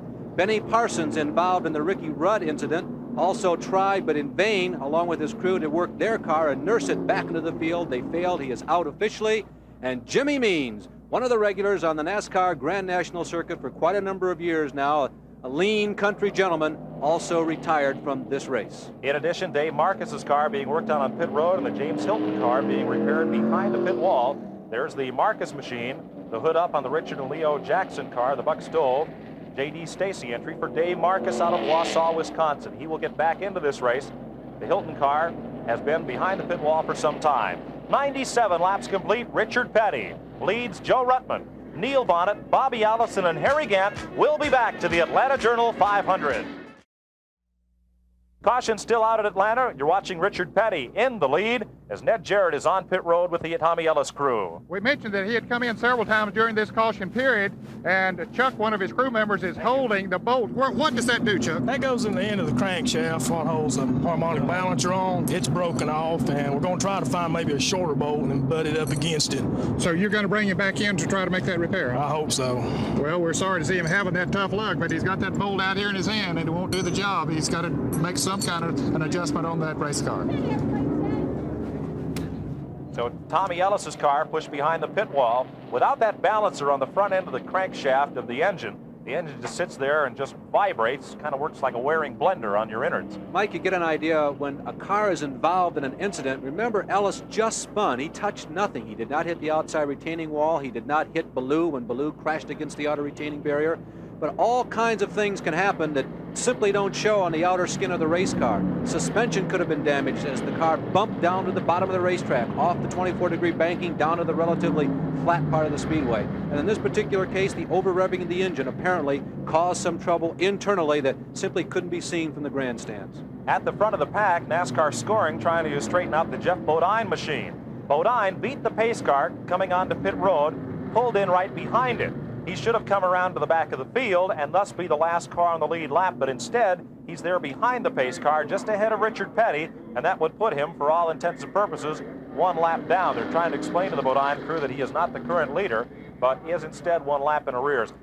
There is the Bodine car running just behind the safety car. 2 years ago, he won 60 out of 85 races entered for the Dick Armstrong team in Massachusetts. He's trying to make the break into the big time of stock car racing. Strong performance here today could do it. Pleasant Garden, North Carolina, his current place of residence as he tries to entrench himself in Grand National stock car racing. A young man whose family owns a racetrack up in New York, Chemming, New York, his original hometown. And Bodine, of course, most famous for his patented blue and white number 99s. Jeff Bodine will go to the tail end of the field as the crowd watches on. Under caution for the 3rd time today. We'll be back to Atlanta International Raceway in Hampton, Georgia, shortly. 101 laps completed at Atlanta International Raceway. 152 miles, 348 to go in the Atlanta Journal 500. We're getting set for the restart. Richard Petty, left side of your screen. The STP Buick is the leader. Those cars at the right side of your screen are one or more laps behind. They have to take this restart in that bottom groove. So the leaders on the high part of the racetrack as they shuffle into turn one. Petty the leader. Joe Ruttman in car number 2, riding in the second position. Average speed slowed by cautions to 123 miles per hour. And Waltrip is very slow on the start. He is not yet up to speed. Darrell Waltrip, who really has not made much noise. And look at him, 4 abreast down the backstretch as Buddy Baker drops almost down on the grass to get by. Waltrip has not been making much noise at all this year. And when they dropped or rather this race, and when they dropped the green flag here, Waltrip never seemed to work back up to speed. Waltrip is heading for pit road, and the point standing leader is in trouble. Darrell Waltrip on pit road. When the Junior Johnson Mountain Dew crew goes to work, let's go to Ned. The problem is that the right rear tire was flat on that car on the restart. A very tough break here for Darrell Waltrip in his bid for the championship. This could hurt him because he could go a lap down. They've made that very good, quick tire change. Waltrip down pit road. He may perhaps be able to stay on the lead lap. On the replay, Waltrip at turn number 2, running with the pack, just bobbles a bit there, and here goes the train right on by. Well, Bill Elliott was right behind Darrell when that happened. Of course, he touched him just a little or so. It seemed impossible to tell whether or not that touch had anything to do with it. It didn't look like it. It looked like Waltrip had slowed. While he was in the pits, he did drop a lap to the leaders. The lead draft went by as Waltrip was in the pits, and something else happened while Waltrip was in the pits. Joe Ruttman, for the very first time today with a brand new set of rubber and maybe even a chassis change during the last caution flag pit stop, worked his way to the inside of Richard Petty through the 3rd and 4th turns and took the lead. Joe Ruttman is the 4th different leader in the Atlanta Journal 500. Darrell Waltrip, Neil Bonnet, and Richard Petty. The other 3 drivers to lead this race, Ruttman in car 2. The J.D. Stasic Buick, and here comes Bonnet again to the bottom of the racetrack. All of these cars have fresh tires and a full tank of gasoline. Bonnet's car has run best with a full tank. Right behind them, coming into view, Harry Gant, the 4th place car, the green and white number 33, and Bobby Allison, the point standing runner-up, riding 5th in the orange and white Hardee's Buick. The race is for the lead. Down at turn number 1, Ruttman holds off the charges of Neil Bonnet. Petty in 43 is 3rd, and with fresh tires, all of these cars are working well again down at the bottom edge of the racetrack. Here comes Bonnet, steamrolling down the backstretch into turn 3, right down at the bottom line. Halfway through the turn, Ruttman tries to pull up. Bonnet comes up in the groove and takes that line away. Here's Petty right on the inside, coming up side by side with Ruttman for the 2nd spot at the start-finish line. And into turn 1, Harry Gant has caught Petty's draft. Now he slides way up high. A bobble there just for a moment. And Gant gets underneath Richard Petty, who bobbled going into the turn, and Harry Gant in 33. The pole sitter is now the 2nd place car, and they may have made contact. And a guy who has quietly worked his way up, and he's lurking in the shadows behind this lead quintet, as Petty again looked like for a second he was almost out of control. But right behind this lead quintet is Kyle Petty. You'll see him into your picture just past these first 5 cars. There's the car of Jeff Bodine, which is 1 lap down, and then another car painted just like Richard Petty's car, or so it would seem on your screen. Kyle Petty is in 6th position. Watching Richard Petty in 43, the 3rd place car, drafting Harry Gant in 33. That will help Gant in the straightaway to take the lead, and Harry Gant, the pole sitter, becomes the 5th different leader in the Atlanta Journal 500 if he can hold that lead to the start and finish line. Put that one in the memory bank. Neil Bonnet has been the most powerful car on the racetrack today, but Petty and Gant just found out that if they hook up in a draft, at least with Gant as the lead car, they can blow away Neil Bonnet, at least down the backstretch. They'll remember that. Well, Harry Gant is driving for the Burt Reynolds and Hal Needham team, the Hollywood folks out in California. Reynolds, a noted actor, Hal Needham, a director of the Smokey and the Bandit movies, and one of filmdom's most famous stuntmen. They put together this team and have seen Harry finish 2nd 7 times this season, 10 times in his 2-year Winston Cup career. But he hasn't yet won a race. They've tried everything to find out what it takes to win races. They even consulted a psychic out in California to find out what it takes. And that psychic... really, Hal Needham had talked to the psychic in California, you know, and she predicted some things, and but we hadn't talked to her lately, so I don't know. She said we was going to win a big race, and looked like it's about the last big one left, so it's got to be this one. Well, it takes a Ouija board and an awful lot of luck and maybe even a psychic to get to victory lane these days. This sport has become so competitive.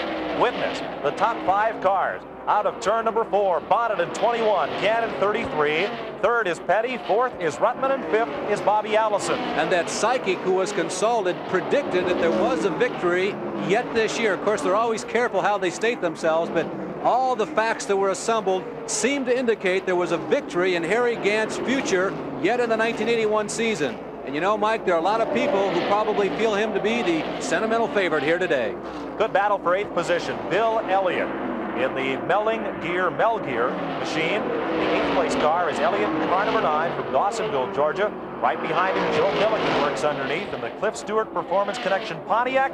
And there's Dale Earnhardt in the Wrangler Jeans Machine Pontiac, the Richard Childress car, the defending Winston Cup champion. So in NASCAR racing, we're seeing that the racing in the back of the pack or in the middle is every bit as good as it is right up front. And just in front of them is Tim Richmond and all 4 of those cars. Richmond, who's to the left of your screen, Milliken. The 4 of them are on the same lap. There's Richmond working his way into our picture. There as Richmond goes down the backstretch. They're still on the same lap with the leader, so if something major should happen up front, right now this is the battle for 6th on back. It could be the battle for the lead. Richmond has had a strong season. The Bob Rogers Auto Leasing Buick out of Greenville, South Carolina has been his ride for the second half of the Winston Cup campaign. Milliken riding right behind him. That is Richmond in car number 37, a Buick. Right behind Joe Milliken in a Pontiac. 13 cars are on the lead lap with 113 laps completed. The race for 6th position, watching Tim Richmond reach up just to adjust the mouthpiece on his 2-way radio, as most of the field are in communications with their pit crews for several reasons. A driver can talk to his team about race strategy, about how the car is performing, about what he wants changed on the pit stops. The crew chief can tell the driver about what's happening at the other end of the racetrack, if there's a caution, if there's a crash, and they can relate back and forth to the type of thing that's happening right now. Change of position. Milliken getting underneath the number 37 car of Tim Richmond. There's Travis Carter, Harry Gant's crew chief, with his 2-way radio setup. Much like the telex sportscasters that we wear here in the booth, they're designed to block out noise and still be able to talk to your driver. And Ned Jarrett down at pit road, I'll bet when you won your 2 Grand National Championships, you wish you had radio communication. Certainly did, Mike. That came along much longer after I quit racing, but it is a great safety factor. As you mentioned, the crew chief can tell the driver a lot of things that's going on that he doesn't know about, and it has added tremendously in that respect. And of course, I think it has helped many teams to win races too, not only the safety factor that is added into it. They not only have the crew chief in contact with the driver, they'll have another member or 2 also that's monitoring that radio just in case the crew chief should get sidelined his thoughts for just a moment. Somebody would be listening to what is going on. However, most of them don't talk that much while the driver's out there going around, but it's good to know that they have that added security. And in fact, some teams will have a 3rd or 4th man on the radio, an eye in the sky, so to speak, stationed high up in the grandstand to view the track overall to warn driver and crew chief if something happens at one end of the speedway or the other. And one other final measure of safety in the category of communications, the good old chalkboard and chalk. That's down there too. Yeah, just in case the radio goes out, they've still got the pit boards to post intervals, tire changes, and other type of that information. Neil Bonnet in car number 21 is back in the lead. The Wood Brothers Thunderbird has dominated several races this season, but it's finished only 7 and won only 2. Richard Petty riding in the 2nd position, qualified 3rd in his STP Buick, and when he qualifies up front, he runs well. 9th place, Bill Elliott from Dawsonville, Georgia, in car number 9, the Melgear machine, and in 10th, the Winston Cup champion, Dale Earnhardt, in car 3. Champion from a year ago and the first $1 million winner at under the age of 30 in the history of automobile racing, Dale Earnhardt. His winnings of last season, a record for the season of all time in Grand National stock car racing, pushed his 2-year, or at least 2 complete year total, over $1 million, the first time in the history that a racing driver under the age of 30 had ever accomplished that. Dale Earnhardt, he's had some ride problems this year, but things have settled down and things are all set for next year. He'll be with Bud Moore, replacing Benny Parsons in the number 15. Earnhardt in car number 3, the Wrangler Jeans Pontiac, running back in the 10th position. A little disappointed that he has not won this season, but he has 8 top 5 finishes, and 16 of his 29 starts have finished in the top 10. Back up towards the front, Bobby Allison is now the 4th place car. He's moved around Joe Ruttman, and Allison is the Winston Cup point standing runner-up. Darrell Waltrip has gone a lap down. If you joined us late, they had a tire problem. Cut a tire after the last green flag restart, and Waltrip still the points leader, but he is 1 lap down. Meanwhile, Allison is up in the 4th position in car number 28, the Hardee's Buick. Bobby Allison is perhaps America's most active racing driver. He makes every one of the races on the Grand National Trail and often runs 2 and 3 times on other days during the week on the short tracks from coast to coast. At Atlanta International Raceway, trouble up in turns 3 and 4. Buddy Baker is one of 2 cars to spin. The cars have slid down off the apron. I think it's Travis Tiller, Mike, the other one. Baker scrambles away from the scene. It is indeed car number 46, Travis Tiller, that has come to a stop at the bottom of turns 3 and 4, and that plume of smoke from beneath the hood indicates the end of the day for the coal miner from Coburn. And for Baker, a foot to the floor driver, he was in a bad spot for that one. Yeah, he really was, Mike. And that happens so often in Grand National stock car racing because you're covering about a football field a second, and if something happens in front of you, even if you see it in time, you approach the scene so quickly, often there is just no time to react. 121 laps, 184 miles have been completed of the 500. That will make up the Atlanta Journal race today. Just prior to the caution, Neil Bonnet, shown here in car number 21, is the leader. The Warner Hodgson-sponsored Wood Brothers Ford Thunderbird. Under this, the 4th caution of the day. Richard Petty riding in the 2nd position. In the 3rd spot, Joe Ruttman with, Harry Gant. In 4th, Bobby Allison. In 5th is Joe Ruttman. Kyle Petty running in the 6th spot. Darrell Waltrip has now dropped a lap down. It'll move Bill Elliott up to the 7th position. Tim Richmond riding in the 8th spot. 9th, Dale Earnhardt, and 10th, Terry Labonte. To take you a bit back in the field as Neil Bonnet comes on to pit road. In the 11th position is Joe Milliken. Buddy Baker was 12th at the time of that accident. In the 13th spot, Cale Yarborough. 14th, Rick Wilson. And 15th, Jeff Bodine. At the Neil Bonnet pit, Ned Jarrett. They're changing the right side tires, Mike Joy. They also have the hood up, and the reason is Glenn Wood, the owner of this car, went under and made a slight chassis adjustment. That meant that he was shifting some weight from the right front wheel to the left rear wheel. Now they've gone around and are changing the left side tires. So a tremendous amount of service here on that Hodgson Ford number 21 this caution period. So now he's down and away. But we would not have thought that he needed a chassis adjustment the way that car was running. So watch out when that green flag drops. Is away. Likewise, the Bobby Allison machine, Richard Petty, beat them both off of pit road and off into the number 1 corner. Ned Jarrett standing by on pit road as we're under the 4th caution of the day. That's Glenn Wood, who is the former driver himself. Of course, he owns Neil Bonnet is driving. Glenn, we covered your pit stop. You made some sort of an adjustment. We did put 1 round of bite in it. It was a little bit loose at the last stop. We started out with a little push in it. It gradually got looser as the track got slippery. So with the stagger left we had to put on later, we figured we better do it now while we had a chance. Now, when you say the stagger that's left, what does that mean? Well, that means the difference in size of the right and the left side tire, and a lot of times you get them close to the same size, then it'll push. Well, now, he was outrunning everybody out there most of the time the way it was. We thought that he was in just perfect. Well, it was at that particular time, but what we had left in the pits to put on later wasn't. Okay, so they're looking far ahead, Mike, so keep your eye on that number 21. Morgan Shepherd, the rookie point leader, will not finish the Atlanta Journal 500. He's been pushed amidst that crowd back to the garage area. He and Ron Bouchard both losing a bit of ground in the rookie point battle today. The sole surviving rookie candidate is 3rd place rookie contender Tim Richmond in the Bob Rogers car, number 37.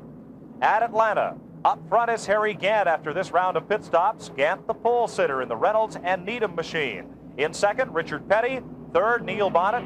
4th, the Joe Ruttman car. And 5th, Bobby Allison, as we look over this huge infield crowd at Atlanta International Raceway as we are under this 4th caution of the afternoon. And before the retirement of Shepherd, we still had 15 cars in the lead lap, included in order at the 120 lap mark, Kyle Petty, a very competitive 6th position. Joe Milliken running strong, held down the 7th spot. Tim Richmond, who Mike just alluded to a couple of seconds ago, the sole surviving member of that trio going after the Rookie of the Year honors. Bill Elliott, who qualified so well here this week in the second row, was 9th.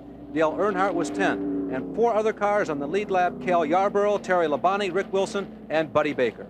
Well, the rookies have not fared too well here today. Ron Bouchard's out of the race, and now Morgan Shepherd has the misfortune to be standing with Ned Jarrett. Well, he was the leader of the point standings going into this. Of course, his closest competitor, Mike, as you mentioned, Ron Bouchard is already out of it. Morgan, what went wrong with the Levi Garrett number 96? Well, Ned, first of all, on that last restart, trash got in the carburetor or something, and the engine started popping and spitting and everything. I thought I was going to quit then. And then I just got the car back to running good and was moving back up. We had the chassis adjusted up pretty good, was really going through the corners, and then we come in and made another pit stop. I took off, went down pit road, and the oil pump froze up in the engine. Well, it would have been a good opportunity for you to pick up on those rookie points today, especially after Ron Bouchard had gone out. Well, I just hate that, you know, we didn't get to finish. You know, we could have made a good showing for Levi Garrett because the car was capable of running up front. I told him that I wasn't going to really push the car until about halfway through. I'd wait till the track got slick because my car was handling good, and I felt like I could drive to the front. And, you know, that's the way it goes, I reckon. Mike, when he says the car was handling good, Morgan Shepherd is perhaps one of the best engineers in all of auto racing and knowing how to set an automobile up. He's proved that several times this year. So far, 12 lead changes among 5 drivers. Darrell Waltrip, Neil Bonnet, Richard Petty, Joe Ruttman, and Harry Gant have led this race. The 4 cautions have slowed the average speed to 125 miles per hour. If you joined us late, Bonnet has pretty much dominated this race. It's fair to say, Larry Newber, he has led the most laps and the most times. He has led the most laps and the most times, but the biggest lead that we've seen all day long was held by Richard Petty. But without a doubt, the two of them, Petty second in line on the outside row there and Bonnet third in line, have been the 2 superior cars in this field. There's Richard Petty starting right behind Harry Gant, who sat on the pole here this week at the Atlanta International Raceway. Petty in 43, Gant on the front left side of your screen, car number 33.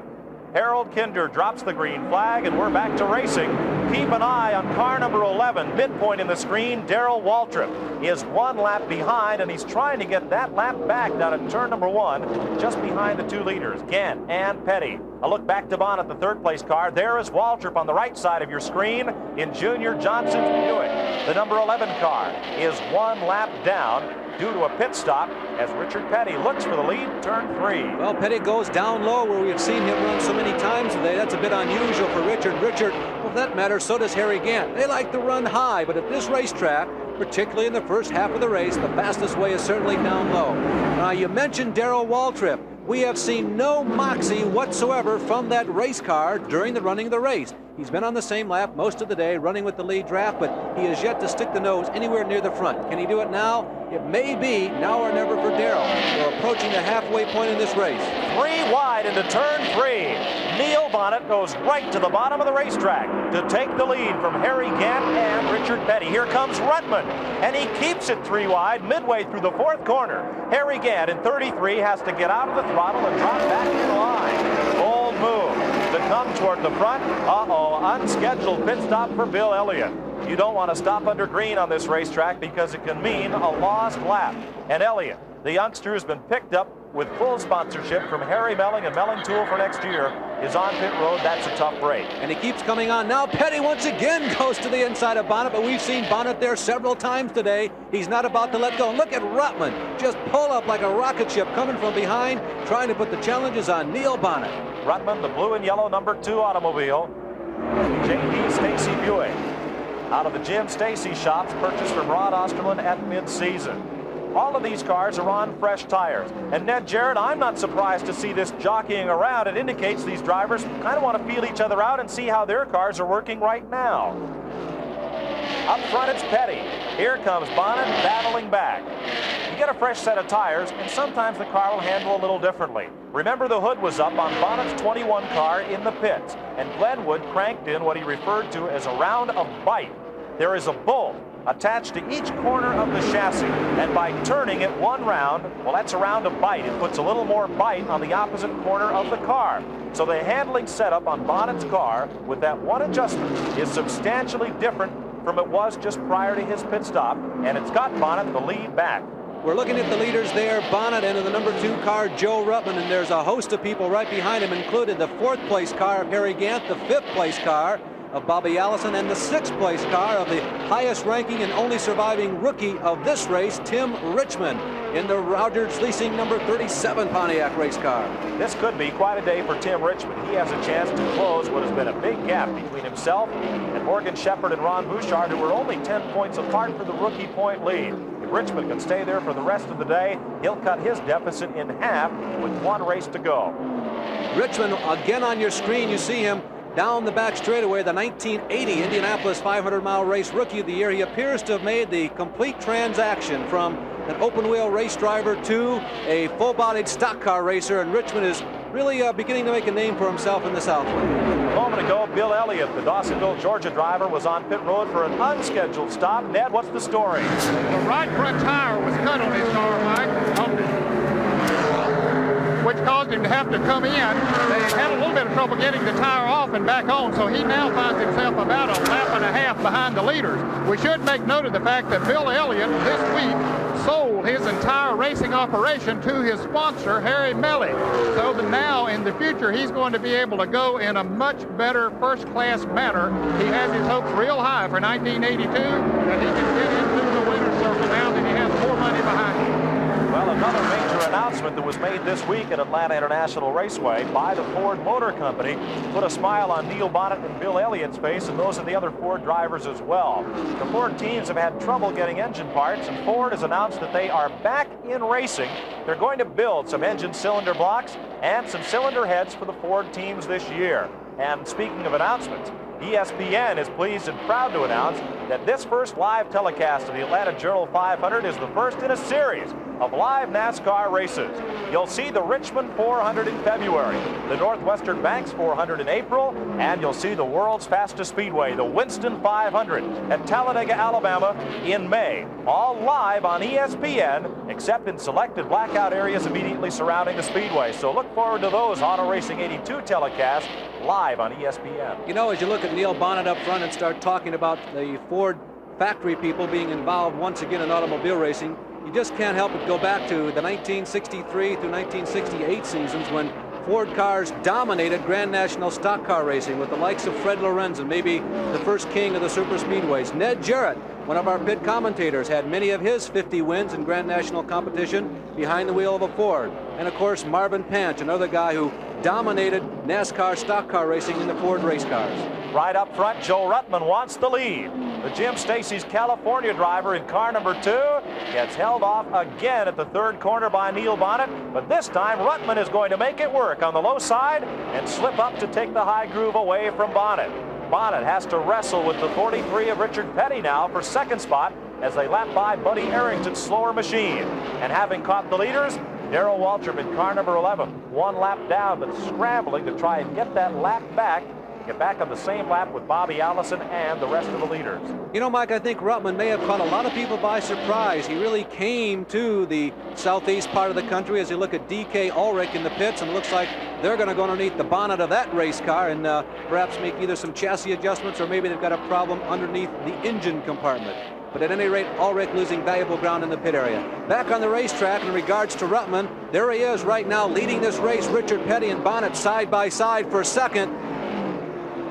Ruttman probably wasn't expected by most people. There you see the difference between 1st, 2nd, and 3rd. And here comes Darrell Waltrip moving to the inside of Neil Bonnet, and Petty is missing. Richard Petty is missing at least from that pack of the first 3 or 4 cars. He is in there.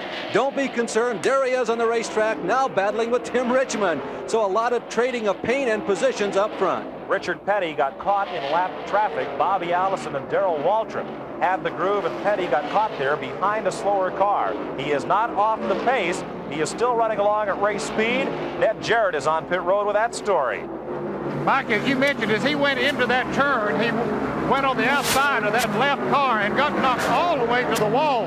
I think a lesser experienced driver might be into the wall right now, but Richard Petty, with all the experience he has, was able to get her slowed down enough, get it back under control, even though he dropped several positions.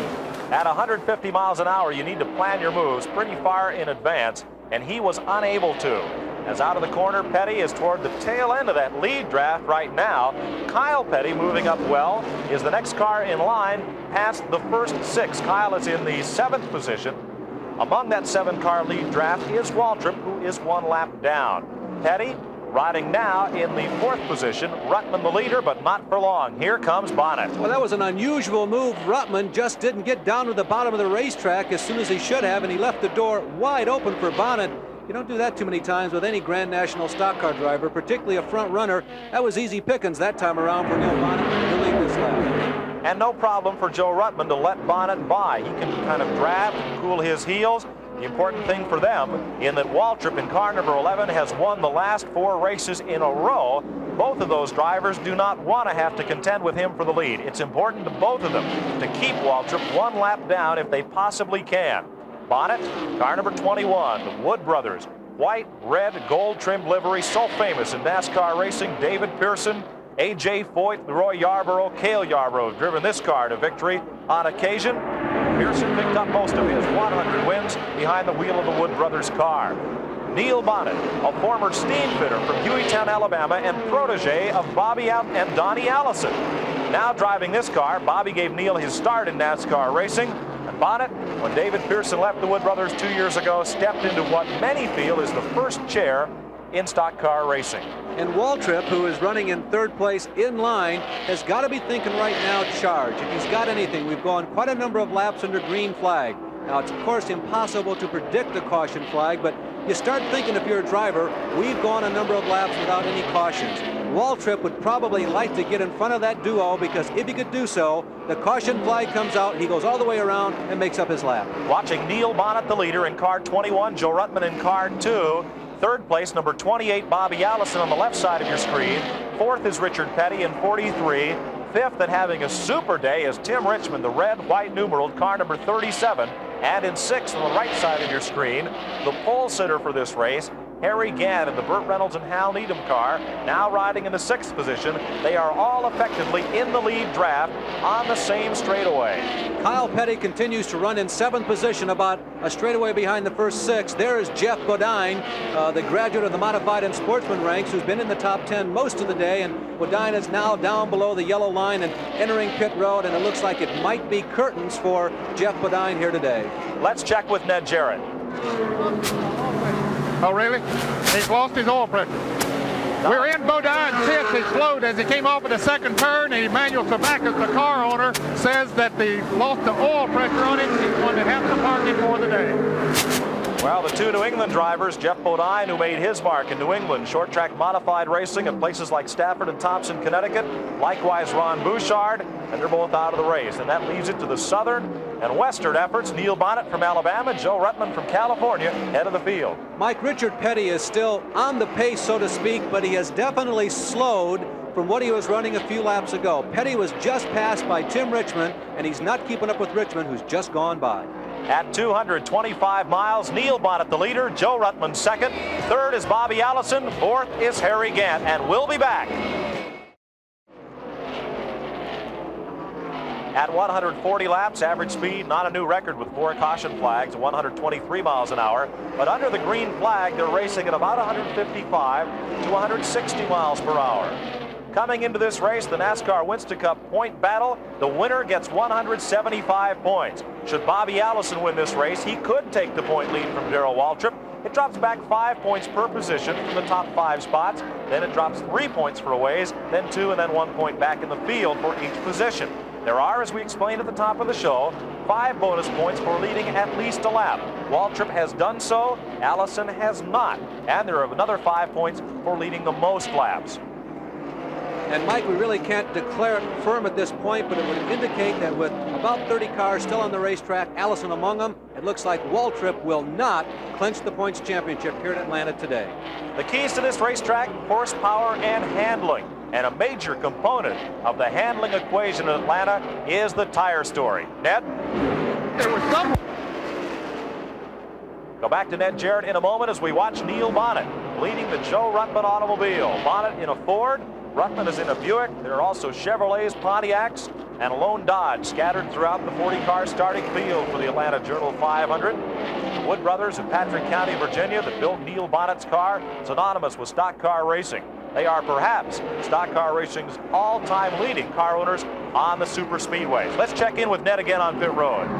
Mike, you were talking about the tire situation. There was somewhat of a rationing of tires here today. Most of them used, in fact, all of them used the Goodyear tire, the Eagle tires. They were only assigned 5 sets of tires for each car. They're figured they're going to use more than that, and every time a car drops out, other teams will scramble to get the remaining tires they have. We mentioned a moment ago that Jeff Bodine had dropped out of the race, and immediately Dale Earnhardt's Wrangler crew came up and got 2 sets of tires. Kyle Petty's STP crew came up and got the balance of the tires that was in Bodine's pits. Watching Harry Gant, right side of your screen, in car number 33 with the black Bandit hat from Al Needham and Burt Reynolds smoking the Bandit movies. They're the owners of that machine that Harry Gant drives. He works underneath Bobby Allison, and this will be for 3rd position. Well, Gant has been relatively quiet for the last 50 or 60 laps, but continued simply to lurk in the shadows as he goes to the high side of Ulrich. DK, whom we saw lose several laps in the pits earlier. Allison follows him through as Gant and Allison down the back straightaway. They are about 100 yards behind the cars leading this race, the cars of Bonnet and Joe Ruttman. Waltrip continues to race behind Bonnet and Ruttman, unable to get around. Darrell Waltrip with just not enough horsepower, or maybe it's a handling characteristic of the race car. He hasn't even made an attempt to get to the inside or the outside of Bonnet and Ruttman. That's the 2nd pack of cars. Harry Gant is at the lead of that group. He finished 16th here a year ago. Has not had a great deal of success at this racetrack except for last spring, and that's a story we may touch on later, that Gant was driving for Jack Beebe in the car that Ron Bouchard wheeled today. Burt Reynolds and Hal Needham were at that race, and they said, we need him. So Gant switched over to the Mach 1 racing team, headed up by Travis Carter, and he has performed very, very well with 7 second-place finishes this year. He's still looking for that all-elusive first victory. The tire story that Ned Jarrett spoke of earlier, we noticed the Darrell Waltrip machine with some odd-colored wheels on it at one end after the last pit stop, and that is indeed why that car, like many of the others, have been robbing wheels, so to speak, from cars that drop out of the race in an effort to conserve the available tires. Tim Richmond, there in that red-white numbered 37, just darted to the inside of Bobby Allison as they enter turn number 3. Here they come down the front stretch. That moved Richmond up into the number 5 position on the racetrack as Petty, whom we spied possibly slowing a little while ago, has gathered up some more speed, and Petty is back into a 5th place, and he has a little bit of distance between himself and that duo of cars, Tim Richmond in number 37 and Bobby Allison in number 28. To set the field, 155 laps, 230 miles completed. Neil Bonnet the leader. Joe Ruttman is in the 2nd spot. Harry Gant posted as the 3rd place car. Richard Petty is 4th, and Tim Richmond is now the 5th place machine. Bobby Allison will be 6th. Kyle Petty is 7th. Dale Earnhardt, the 8th place car. 9th is Cale Yarborough, and 10th is Rick Wilson. Buddy Baker is in 11th. Terry Labonte is 12th. Joe Milliken is 13th. And the 14th place car, 1 lap behind Darrell Waltrip. The point leader is in the 14th position. Now, Bobby Allison has been chasing that point parade ever since September, when he lost the point lead to Darrell Waltrip. And Allison, the point standing runner-up. It's got to be tough being behind the 8 ball. Well, Ned, I think the pressure has remained about the same all year long. We expected to be in a tough battle. We expected the other tough competitor that we'd have to contend with race in and race out would be Waltrip in the Junior Johnson car. And, you know, I feel like our guys have done a heck of a job.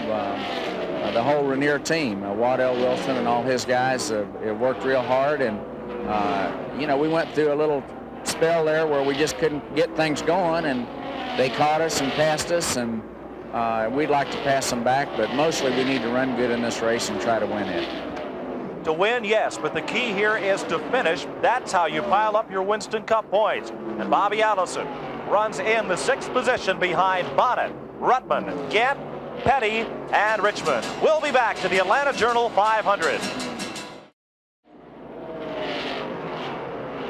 In 2 laps, we'll be halfway in the Atlanta Journal 500. 40 laps ago, this car, Darrell Waltrip, in 14th position, had to make an unscheduled pit stop to change tires and lost a lap. Just a moment ago, he passed the 21 car, Neil Bonnet, the race leader, and that puts Waltrip back on the lead lap. Bonnet has dominated. He has now led over 90 laps in this event and has been up front for more than half of the race. He is the leader. Waltrip in 11 car, just ahead of him, is now back on the lead lap. The second place car, Joe Ruttman, having perhaps his best outing ever and definitely his best super speedway race in the Jim Stacy machine. In third, the pole sitter, handsome Harry Gant, riding in the third spot, up front and looking for his first Winston Cup win. Gant is third, and back to the fourth place car. There is Dave Marcus, who is 2 laps down. Marcus also had an unscheduled stop for tires. His number 71 machine is 2 laps behind. The fourth place car is Richard Petty in car number 43. Petty just coming into view, going through turn number 1, and fifth is rookie driver Tim Richmond. Waltrip is back on the lead lap, and that's got to be good news in the Junior Johnson pit. Well, Mike, just as we're about to talk, he has lost that. He went back and left down, and Neil Bonnet got back around. And we're with Junior Johnson, Hall of Fame member who owns the car number 11. Junior, is he having to punish the car more now than you anticipated or wanted to? Yeah, we're running harder right now. We like to run this early in the race, but we got a tire down and got a lap down, so we got to try to get that lap back. So we got to punish the car a little more. Junior, early in the race, we mentioned that you had a cracked windshield. Has that developed any further? No, it's about like it was. It hasn't given any more problems. The only problem we've had is the car, the chassis needed a little adjustment. Getting it settled down where it would run, plus we've cut a tire down. That's where we stand right now. Well, we'd have to assume that Waltrip is running it just as hard as it'll possibly go right now. No, I don't think so at this point. We don't get our lap back pretty soon. That's what we're going to have to. Okay, well, they might even turn him loose a little bit further in a minute. That man, Junior Johnson, a legend in his own right, the subject of Tom Wolfe's book, The Last American Hero, and a movie of the same name, completed his driving career with 50 Winston Cup Grand National victories, tied with Ned Jarrett for 6th on the all-time list. And as you can see, the 21 car of Neil Bonnet has put Waltrip a lap down once again. And that's got to be important to Waltrip's, or rather Bonnet's race strategy. Waltrip, the winner of the last 4 events in a row, does not want to figure in Neil Bonnet's plans for the last 100 miles here. No, he doesn't. He'd really like to shake him right now and sort of get back to his own race. But right now, Waltrip, in a sense, is kind of driving Neil Bonnet's race as long as Bonnet can stay in front of him, keep Waltrip from picking up that lap. Waltrip, it may not look to you on your screen like he's driving hard, but believe me, it's very hard to get something accomplished at this racetrack. Here's the race for 7th and 8th spots. You may think you're seeing double, but that is Kyle Petty, Richard's son, a rookie candidate a year ago in car number 42. The team STP Buick, they're both prepared in the Petty Enterprise shops in Randleman, North Carolina. And young Kyle is battling with Cale Yarborough, the defending champion of this race and the winner of the spring race here in Atlanta in this MC Anderson Valvoline machine. And they're racing back at, I believe, 9th position. And Kyle, of course, driving the number 42, the first legendary of all the legendary numbers in Grand National Stock Car Racing. This was the number that carried his granddaddy Lee to so many wins. And when Kyle came up to Grand National competition, logical progression would have had him driving number 44. But Terry Labonte had arrived about a year too soon, and Labonte had already latched onto the number 44, so the Petty team decided to go back to 42, the old original number of the Petty team. They have been racing under green for some time now. Ned, about how long before we get into scheduled pit stops did we stay under green? Mike, we're in Tim Richmond's pits, who just moved into the 4th position, moving around Richard Petty, and they say that they can go about 30 more laps. Now, on this racetrack, they can go anywhere from 65 to 70 laps on a tank of fuel. Now, the cars that are really set up good today don't seem to be having any tire problems, as well you witnessed earlier on Dave Marcus's car, but the tire wear is not that much of a problem, but they will have to come in for gas at that time. So we're a little better than halfway through what they would call a normal pit stop. Ned, this is a pretty special racetrack for you. Your first super speedway victory was on this track. And about how much mileage did you get out of a set of tires back in the early 60s? Well, you know, back in those days, you could run sometimes as much as 300 or 400 miles. I remember that Jim Reed won the Southern 500 at Darlington. I think it was in 1959, and he did not change tires during the entire race.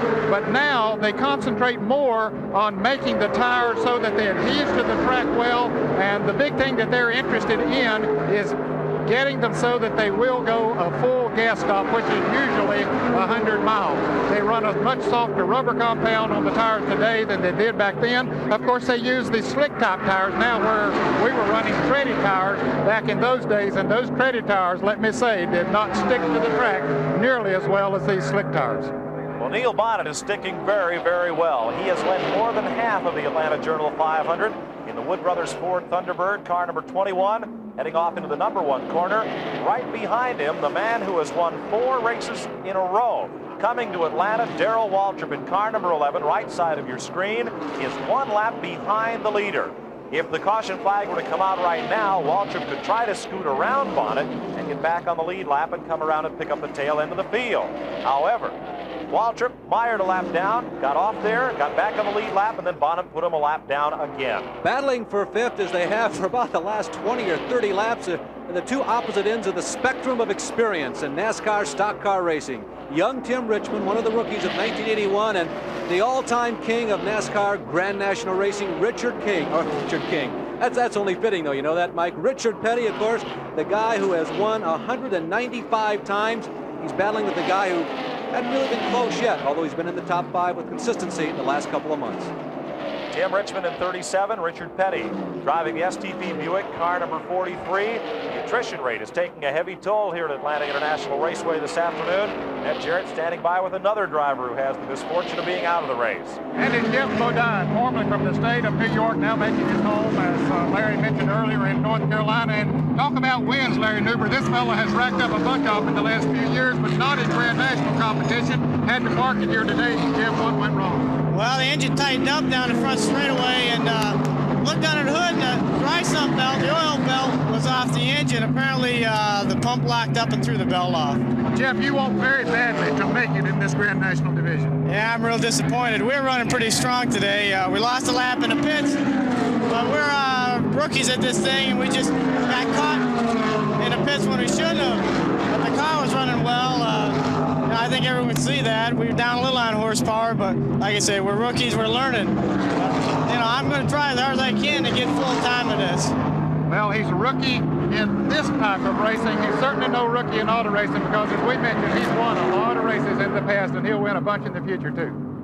The number 21 Wood Brothers Ford on the left side of your screen has led 110 of the 170 laps. The average speed slowed by 4 caution flags. And Neil Bonnet is the class of the field thus far in the Atlanta Journal 500. The number 2, J.D. Stacy Buick of Joe Ruttman rides 2nd. Harry Gadd is 3rd. Mike Alexander is 4th. 5th is Richard Petty. And 6th is Bobby Allison. We'll be back to the Atlanta Journal 500.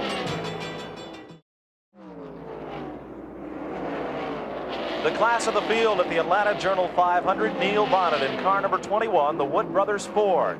Prepared in a little garage up in Stewart, Virginia, in the foothills of the Blue Ridge Mountains. One of the most successful teams in all of stock car racing history. Bonnet leads Joe Ruttman in his first full season on the Winston Cup Tour. And sophomore driver Harry Gadd, with his 7 runner-up finishes this season, still looking for that elusive first victory. On an earlier pit stop, Neil Bonnet's team changed the suspension setup. On his Ford Thunderbird, jacked a little weight around by use of a jacking screw at the right front corner of the car. That has improved the handling on the Bonnet machine as Dale Earnhardt, the defending Winston Cup champ, comes on to pit road.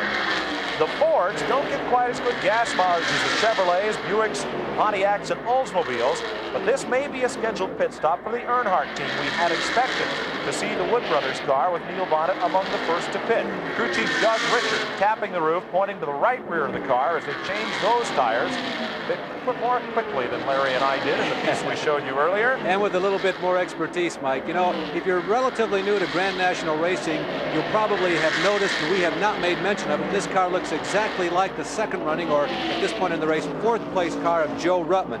Yeah, there's a reason for that, because Joe's car is the car and the team that Dale Earnhardt started the season out with. Earnhardt went to the Richard Childress team, took his sponsorship with him, but they remained the dark blue and yellow colors on the old car that Dale Earnhardt drove that Joe Ruttman is now competing in. Earnhardt stopped not particularly quick, 23.4 seconds.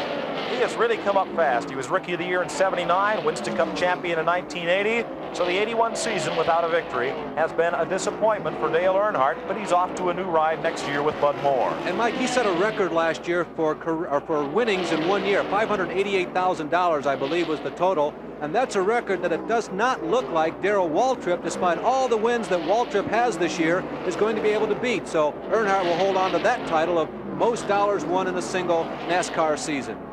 Well, you're watching a battle right now that is perhaps as important to the season as it is to this race. Neil Bonnet in 21 is the race leader. If you joined us late, an early pit stop, an unscheduled stop for a flat tire, put Darrell Waltrip onto pit road and cost him a lap. Waltrip is in car number 11, the Junior Johnson Mountain Dew Buick. Waltrip, right behind the leader, desperately needs to get back on the lead lap in order to come around and challenge not only for the victory, but for the Winston Cup Points Championship. He leads Bobby Allison in the points, but is right now 1 lap down. So Bonnet the leader, Waltrip in 11, 1 lap behind as we watch Neil Bonnet hustle down the backstretch at Atlanta International Raceway. He's coming in. Neil Bonnet backs off the throttle. He is coming onto pit road. The Fords don't get the best gas mileage, so they will be among the first cars to pit as Bonnet hustles down the pit lane. Let's go to Ned Jarrett. Not surprising, Mike, that he would be one of the first of the front runners to come in. As you mentioned earlier, they don't get quite the gas mileage on the Ford to get on the General Motors product, but the Wood brothers are ready. They've landed the right side tires, filled it up with gas, but as he's fitted here, Richard Petty just went by on pit road, so he's coming in now also. The world's fastest pit crew working here. We have the stopwatch on him, and he's down on the way in 14 and 4/10 seconds. 14-4, an incredibly fast stop for 2 tires and gasoline. And the STP team is in both at the same time. Richard and Kyle Petty are both on pit road, and Petty's stop is slower. 16.7 seconds for Richard Petty for 2 right side tires and a tank of Union 76 racing gas. Kyle Petty still being serviced, and we want to remind you these are scheduled pit stops. Scheduled under green flag, and of course the crucial point here is that if the teams that have remained out on the racetrack have an opportunity to pit under caution, their pit stops will be a lot more casual and leave a lot more margin for error. Not that there is often much error in a pit stop in a Grand National stock car race. That will put Harry Gant in the lead. He was the second place car. Gant is in 33.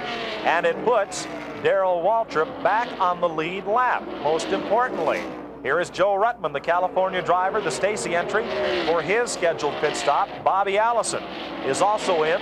The red car of Tim Richmond, number 37, is on pit road. Back to Ned Jarrett.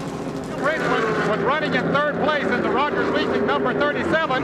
His crew may not be quite as experienced as the Wood brothers. They haven't been together as long, so we have to watch on them too as they change the right side tires, filling up with gasoline, and he's away in 17 and 1/10 seconds, so not too bad. Well, Joe Ruttman also 17.1 seconds, and we'll see when these cars are back on the track at speed what those slow pit stops do in relation to cars on the racetrack. Neil Bonnet is down the backstretch. He was among the first of the leaders to pit. Harry Gant has, trouble in the backstretch. Gant is loose and spins in the back straightaway. A 360-degree spin around once and twice, and the leader of the Atlanta Journal 500 is off in the grass on the back straightaway. The caution flag is out, and what a break for Neil Bonnet. Bonnet had gotten, or rather Darrell Waltrip had gotten back on the lead lap and will be on the lead lap. Gant fires and puts his Stoll Bandit Pontiac back onto the racetrack and around to pit road. Well, Mike, there's a situation where one mistake, or what might have been a mistake, maybe something broke in the car, you never know, but whatever the case, the experience of one driver, Harry Gant there, you see him losing control as he comes out of turn number 2, has a dramatic effect on the entire field. It allowed Darrell Waltrip to make up a lead, or make up a lap rather. Waltrip now, while Gant is spinning, is making his way all the way around this racetrack to hook up on the tail end of the pack.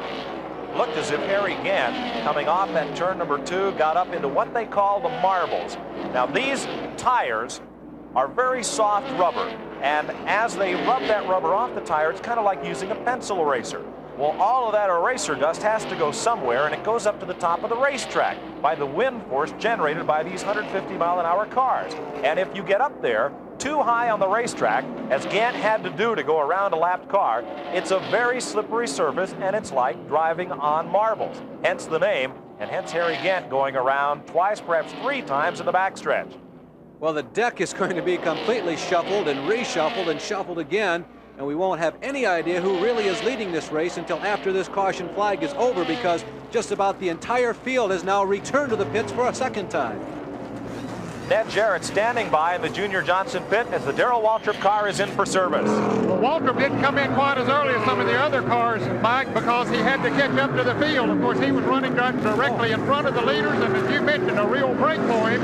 As Neil Bonnet had pitted, that left him in the lead lap. Now he's right back in the thick of this thing as they changed 4 tires on his car. We're waiting for Harry Gant, who also had to catch up to the pack to bring his car in. They plan to change 4 tires on it. They think they have some sheet metal on it, and they'll try to cut it away. So Waltrip is away now with that pit stop. Cale Yarborough came down pit road also during this particular lap of this caution flag. We'll be back in a moment with Harry Gant's stop. Our thanks to Jackie Arute of the Mountain Dew team for that bit of ESPN identity on the back of the rear deck lid spoiler of Waltrip's car right above the Give Me a Dew logo. As they've picked up Mountain Dew sponsorship for this year, this is what they called the dream team at the start of the season. Darrell Waltrip, the brash young driver who'd won many Winston Cup races and had a perfectly sharp-looking career ahead of him, teamed up with Junior Johnson, perhaps the craftiest of the car builders and team managers, and indeed the second half of their season has been impressive statistically. Mike, they have been super tough as Harry Gant pulls into the pits. Of course, a lot of examination going to take place on that car as it spun like a top down the backstretch. Examining it close up, Ned Jarrett. They are changing the right side tire right now, looking at the left side tires. In fact, they already have the lugs loose on the left side as the jack man comes around.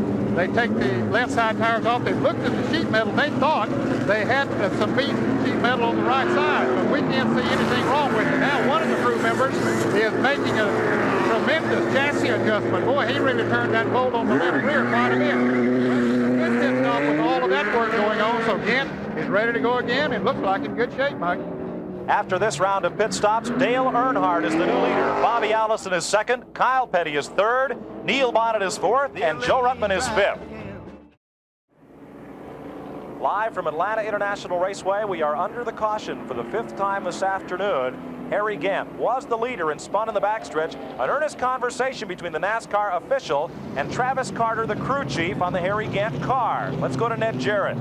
The official had just come over and told Travis Carter, now we said a moment ago that the Wood brothers thought Harry Gant was a lap ahead, but now they've come over and said that he's a lap down. Of course, Travis Carter is arguing that point with them, and I guess it'll be resolved here before too long. Travis Carter now calling one of the other NASCAR officials back.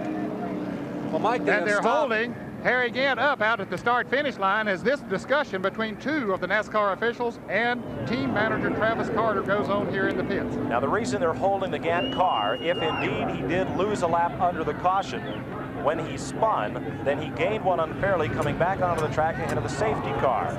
The scoring is done out of turn number 4, and there is an individual score for each car. So in order to put Gant in his proper position 1 lap behind, they must hold him up at the start-finish line and let the entire field pass and put him back in line. So Gant is not the leader. That honor belongs to young Kyle Petty, the 20-year-old from Randall, North Carolina, in his STP Buick. And Kyle becomes, I believe, the 6th leader today. They are putting the number 1 car, you see, of Buddy Baker, behind the number 90 car of Jody Ridley, and the 33 of Gant behind the number 90. So there's a look at the scoring stand where Earl Sappenfield is getting things squared away with his chief scorers to get the restart order. Harry Gant, the scorers have told us, is being put a lap back. But remember, as Ned said, the Wood brothers thought he picked up a lap. That was indeed the case. So Gant is being put back in his proper position. He will be on the lead lap when we get the restart. Well, Mike, something else that really contributed to all of this is that most of the leaders were pitting at the very time that Harry Gant was spinning. And it really created a lot of confusion because a lot of the cars, or at least half of the leaders, were at reduced speed or sitting along pit road. And it really was difficult to assess the situation until timing and scoring went back and checked the official records and the official tapes. So Harry Gant will be back at that tail end of the lead lap as he pulls up into position near the Dale Earnhardt car. Robert Black, the NASCAR official, down on the start-finish line, had to give Gant the bad news that they were moving him back in the field.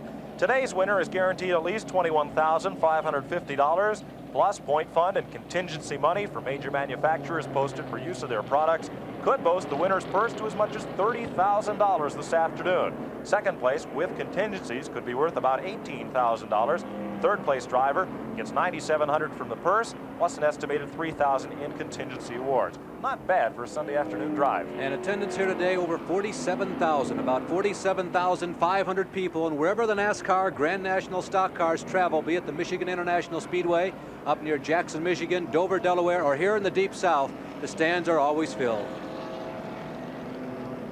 The top money winners in the Atlanta International Raceway history here at the Atlanta International Speedway, just south of Atlanta, Georgia. Cale Yarborough, who was the winner of the last two events at this racetrack, has won over $332,000 in his career. Richard Petty, who is tied with Cale for the most career wins here at Atlanta, is second in money winnings with $255,000. Bobby Allison, who came into today hoping to gain some points on points leader Darrell Waltrip, ranks third with almost $226,000. Here are the 6th through 10th positions: Benny Parsons, Dave Marcus, Darrell Waltrip, Dale Earnhardt, Fred Lorenzen still hanging tough in there in the top 10, and Leroy Yarborough. The last two drivers who are stars of the past of Grand National competition. Getting set for the restart, Kyle Petty is the leader at Atlanta International Raceway in the Atlanta Journal 500. That's the way they're being posted on the board. Harry Gant has got his position back in the field, back toward Darrell Waltrip's car, and Robert Black is still trying to get them into their proper restart order. We notice in the Wood Brothers pit, and now in the Petty pits, and that of Dale Earnhardt. Everybody's looking at the scorecards and trying to figure out who's on first, what's on second, and whether Abbott or Costello is riding third. Well, Mike, what's important to those two people, that is probably the Kyle Petty crew, and of course, they might be the lead car in the race at this point. Ned Jarrett is making his way to Travis Carter, Harry Gant's crew chief, and try to find out just exactly what the NASCAR officials appraised him of as far as moving Gant back in the field. Well, the head shaking up and down pit road is only due to the fact that those crew members are not in communication with NASCAR scoring, and they are probably questioning, did moving Harry Gant back put him in the lead lap or put him one lap behind? Now Earnhardt pulls up for a word with the safety car to see where he goes, but the word that we get from NASCAR is that Kyle Petty, in this car number 42, is the race leader. Mike, it looks like, I can't tell if it's paint job or what, but it looks like somebody's been to the inside of Kyle Petty's race car. Looks like he's been a little too close to somebody else's tire. A little bit of fender banging and contact there as we take a look at some of the crowd here at Atlanta International Raceway. They've had a chance to take a break here during this lengthy caution period. It came out on lap 187, 13 laps ago, when Gant, the leader at the time, spun on the backstretch. When he came out and back onto the racetrack and came around to his pit, he got out of the pit ahead of the safety car. And as Ned Jarrett told you, the Wood brothers thought he picked up a lap on the field because the safety car slowed down all the rest of the cars and Gant scooted away. Now Earnhardt is coming into the pits. Earnhardt has been the guy first in line, and there was some question as to whether or not he was the race leader or essentially almost an entire lap down. His crew also has been consulting with NASCAR officials, and Dale is in to get the word now for himself. Well, since we're still under caution, let's go to Ned Jarrett in the pits.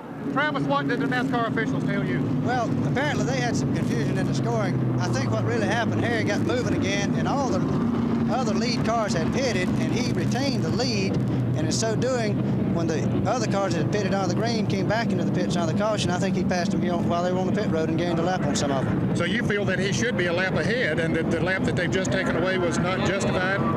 Absolutely. So we'll just have to wait and see how well we can run now, and maybe gain all the ground back we've lost. Okay, that's Travis Carter, the team manager. He's been in discussion here with the NASCAR officials, and that's his version of what has happened. Well, that's Travis Carter's version, but of course Gant passed those cars on the pit road under caution. That's not fair, and that's why he was put back and will be back. Kyle Petty in car number 42 is the leader. He's lined up next to the lapped car of Connie Saylor of Bluff City, Tennessee. Harry Gant was the leader when he spun to bring out this caution. And as you heard Travis Carter explain, when he came around and pitted, just after the caution flag dropped, he beat everybody off pit road, including the safety car. And in doing so, unfairly picked up a lap on the entire field by moving by those cars under the caution flag. So NASCAR brought the field all the way around, held Gant at the start-finish line, so he is now in his proper position, but he is on the lead lap. That's the way they're posted by timing and scoring, and we're set to go back under the green. Kyle Petty, the leader. Neil Bonnet in 21 is second. Third is Joe Ruttman. Fourth is surprising rookie run for Tim Richmond. And fifth Bobby Allison, the Winston Cup point standing runner-up. Now, Darrell Waltrip on that caution flag was ahead of Gant, and he is back on the lead lap and racing for the lead. Mike, as a matter of fact, we have 15 cars on the lead lap, 203 laps into this race. There is the battle for the #1 spot. Bonnet goes to the inside of Kyle Petty. They lead, as Mike mentioned, Joe Ruttman, Tim Richmond, Bobby Allison, Cale Yarborough, Richard Petty, Darrell Waltrip, Terry Labonte, Bill Elliott, Rick Wilson, Jody Ridley, Harry Gant, Joe Milliken, and Buddy Baker, all still on the same lap. 8 different leaders in this Atlanta Journal 500. Kyle Petty, the 8th driver to lead this race. In turn number 1, Neil Bonnet has the lead, and look at the shuffling midfield. You see Joe Ruttman in car number 2, and here's Cale Yarborough, the spring winner at Atlanta. He is up in the top 6 positions. Yarborough in car number 27 is 6th, tracking down Bobby Allison, the 5th place car in the Harry Ranier Hardee's Buick. 5th is Allison in 28. 6th is Yarborough in car 27. They're moving in on the 4th place car, number 37, Tim Richmond, the rookie driver that has had such a strong day here in Atlanta this afternoon. Well, Mike, you know, some of the veteran drivers are very much aware of the fact that in a Grand National race, the only lap that really counts is the last one. And as I look at Allison and I look at Yarborough, look how far we are into the race and how relatively quiet they have been. You got to know, they know exactly where it's at in Grand National racing. Tim Richmond looking for the 2nd spot on Kyle Petty. Richmond in car 37. Well, the last lap, of course, is important, but the most important lap in this race to Darrell Waltrip was the one where Harry Gant spun, and he was ahead of Gant before the caution came out, and Waltrip is back on the lead lap. If you joined us late, Waltrip had to make an unscheduled pit stop early for a flat tire and got 1 lap down. Now he's in position to challenge the leaders, and remember, Waltrip in Junior Johnson's number 11 car has won the last 4 races. Trouble on one of the Petty cars. Richard Petty has slowed out of turn number 2. He's moving very slowly down the back straightaway, and the sport's all-time leading winner is slowed, and so has Joe Ruttman in car number 2, the California driver that had run in 2nd spot up to this caution flag. Both of those cars are making their way to pit road at very reduced speed. You're watching Richard Petty, perhaps falling out of the Journal 500. A 3rd car has entered the pit lane that looks like the DK Ulrich machine, number 99, has also coasted down the pit road. Ruttman is done. The number 2 car makes that hard left turn to the garage area. Here comes Petty at the top of your screen. Ulrich is in. He's out of the race. Attrition all of a sudden strikes like lightning, and Petty also pulling behind pit wall. Richmond in a spin in turn 3 and 4. Tim Richmond down on the bottom of the racetrack. Well, Richmond had that strong super drive. He's trying to get back onto the lane, and he just misses the end of the pit wall. But Tim Richmond will drop out of the top 10 spots. He is still on the lead lap and can come down the pit road and back into action. The way he's fishtailing, it looks like a left side tire is flat on that car. And he overshoots his pit and has to keep on going and come around. A tough break for Richmond. Well, there he is, right in the middle of turns 3 and 4 when it began. No smoke from the tires or from the car until he got into about a 45-degree angle to the direction of flow. There he has it locked up to keep the car hopefully from sliding back up on the banking. He grabs a hold of the car down on the most slippery part of any racetrack, down in the grass, and does a good job of keeping the car from sliding back up onto the pavement. This will be the 6th caution of the afternoon, and everyone is back on pit road. Here's Richmond coming around, Neil Bonnet, the leader, on pit road, along with Bobby Allison just shooting past, and Kyle Petty. And you're watching the world's fastest service station crew, the Wood brothers, giving Bonnet just fuel only. They get out front, and Ned Jarrett just stopping to top off the tanks with 209 laps completed and 119 to go. Mike Joy, Tim Richmond, and Darrell Waltrip almost collided on pit road. Ned, I wonder, can Neil Bonnet go the distance from here, 119 laps? No, I don't think there's any way that he can, Mike, but I think what they're trying to do is get themselves in position so they'd only have to make 1 more pit stop. He can only go about 60 to 65 laps in that Ford, so now he could, if he should go green the rest of the way, make it on just 1 more pit stop. We're in the garage area. Richard Petty has just rolled the STP Buick in. He's unbuckling his safety paraphernalia. Richard, what went wrong? I think the bearings went out of it, Ned. I don't know. It started seizing up, so I just cut it clean. The car was running exceptionally strong for you today. Well, it ran real good, and we got that run that next to the last pit stop. Had a bad set of tires. The car pushed real bad, but you know, I think we'd had them changed. Once we changed the tires, we'd have been in good shape because we run good to begin with. Well, here's a 7-time national champion, but he's out of it here today. Tough break for Richard Petty. His son Kyle still running very much in the thick of things here. Mike, you know, you mentioned about the changing of tires. Some of the crews running down, I guess Ned Jarrett developed that story for us. Some of the crews running down to teams that had already dropped out of the race to borrow their tires. I noticed that the wheels were painted yellow on the last set of wheels and tires that Richard Petty had on. Those were not the wheels and tires that they expected to be using during this race, so maybe they misjudged a little bit. As Richard pointed out, the car was pushing bad. He was not getting a good track through the line or through the turns. That's why he wasn't running as quickly before the last caution flag. Well, Terry Labonte in car number 44, the Billy Hagan Stratagraph entry. Labonte from Corpus Christi, Texas, one of 5 cars in this race with J.D. Stacy sponsorship on the flanks of the fenders. Labonte is the leader, and he is the 9th driver to lead this race. He's up front. Jody Ridley in car number 90, the Junie Donlevy-owned Truxmore Sunny King Ford Honda. Thunderbird is the 2nd place car. He was the 1980 Rookie of the Year. And Labonte and Ridley, after this round of pit stops, run 1-2. Joe Milliken in car number 5, the Cliff Stewart Performance Connection Pontiac, is the 3rd place car. This is the 30th of 31 races. They go to Riverside, California, November 22nd to decide the championship. Then it's on to a new year and Speed Weeks 1982 at Daytona International Speedway in February. Right now, we're back under green, and Labonte steps away from the field to open up a 4-car length advantage down at turn number 1. Labonte out front. Ridley is 2nd. Joe Milliken, the 3rd place car. Buddy Baker, recovering from a spin earlier in this race, is the 4th place machine, and Dale Earnhardt unofficially in the 5th position ahead of 6th place Neil Bonnet and 7th place Cale Yarborough. Well, Labonte, driving one of the Buicks that have been so successful on the trail this year, has not won in the 1981 season. Last year, 1980, he became the youngest winner of all time with the Southern 500 when he won a very exciting finish in the final lap. There was some confusion among the leaders, and Labonte snuck through a bunch of spinning race cars and came on around, raced to the caution flag, and won the Southern 500. There have been 9 different winners in the current 1981 season, and the man who rides in 2nd right now, Jody Ridley, is among those 9 winners. He won once on the Monster Mile at Dover. Well, the race is in the 2nd pack behind these leaders as Labonte and Ridley go for the lead. The quick cars, you see them trying to scramble up through the field. Earnhardt, the blue and yellow number 3 car, up the high side on the left side of your screen. Cale Yarborough in 27, the white car on the left side, wants a piece of the action. Yarborough in the high groove has Neil Bonnet, who has pretty much dominated this race, kind of pushing him along off there into the number 1 corner. Yarborough takes advantage of Connie Saylor's lapped car, number 4, and settles into the groove behind Dale Earnhardt. Just behind them is Bonnet, trying to regain the lead, which he has held for more than half of this race. Cale goes downstairs on Earnhardt to try and pick up a position as those cars contest with the leader.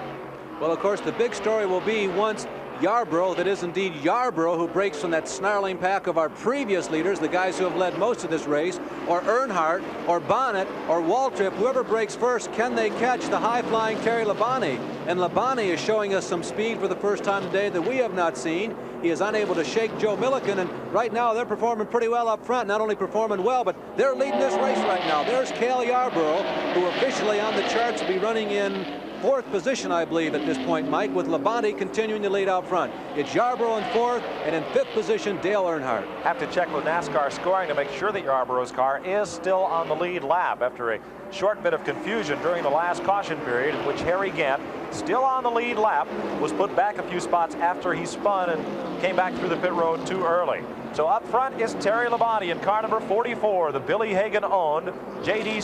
Stacy sponsored Stratagraph Buick. In 2nd, the Performance Connection Cliff Stewart Pontiac. Number 5, Joe Milliken, who replaced rookie contender Morgan Shepherd in this car at mid-season.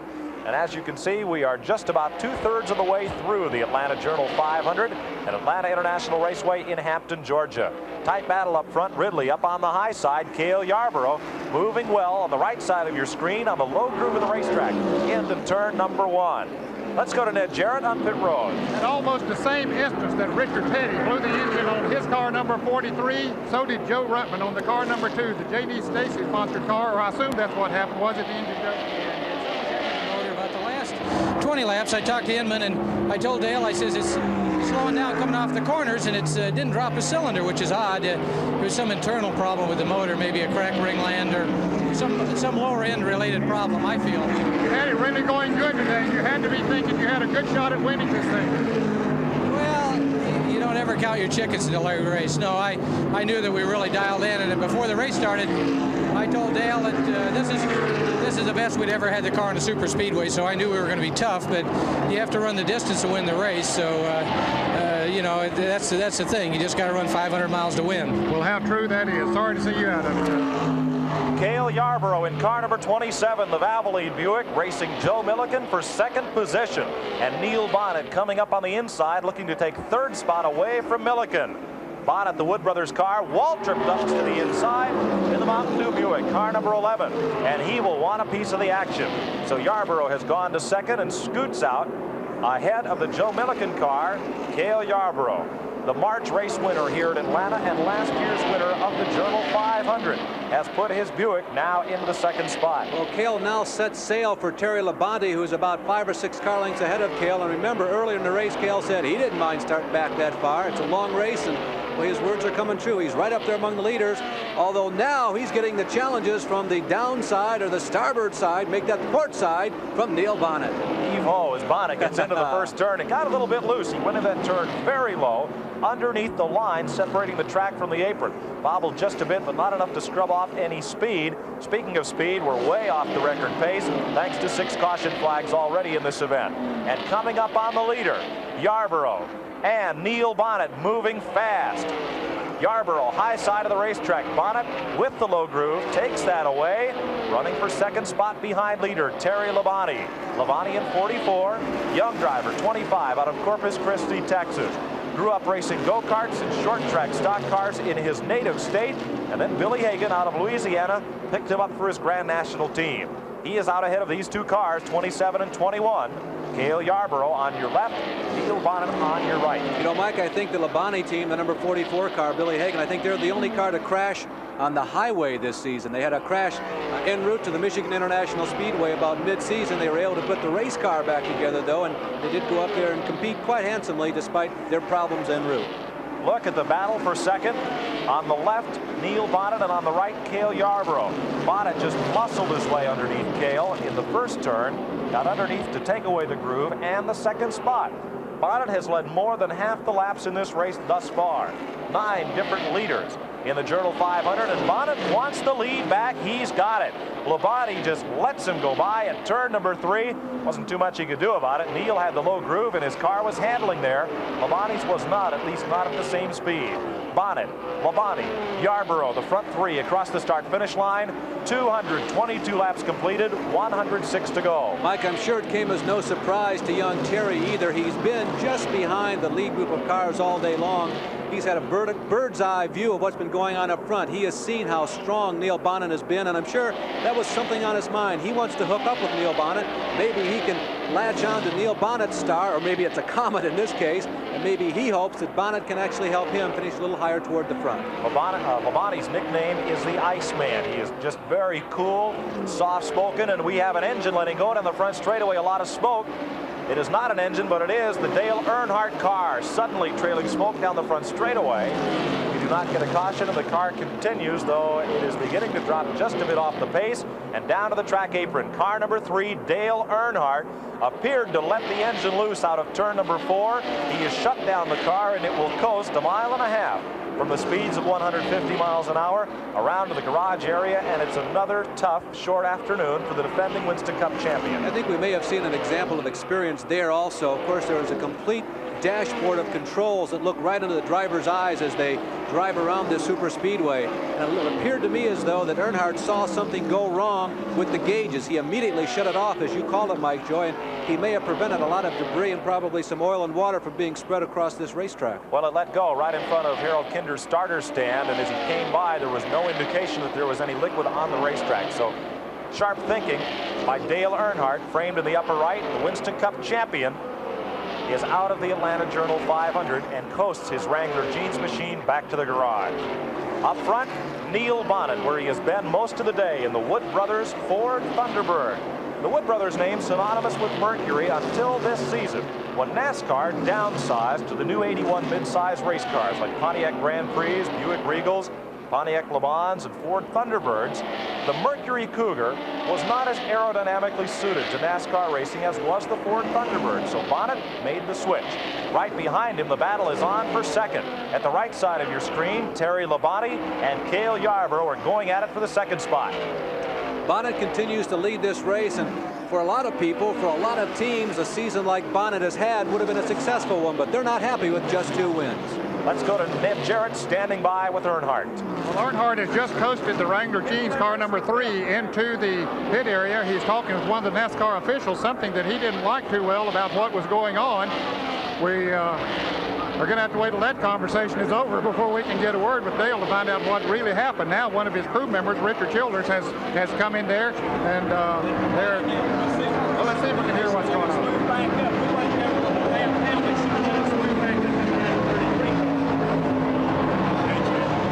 Okay, what they're talking about is during that last caution, Earnhardt was the car directly behind the pace car, and he was concerned. He didn't think that he should have been in that position. Dale, first, what happened to the car? Well, the engine broke a rocker arm and dropped the valve one. I don't know. It was running real good, handling pretty good. We just didn't seem to have just as much as everybody else off the corner, but everywhere else we run with them, you know, as far as handling and everything else. Just one of those days, I reckon. What was the discussion with the NASCAR official?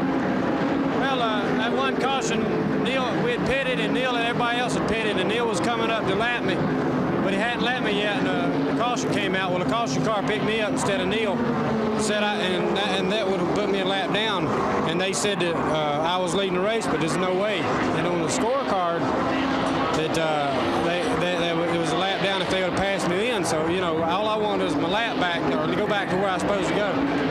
I think they got it straightened out, or said they did. I don't know. Because now it doesn't really make that much difference. That's right. No, but you scrap for everything you can get anyway.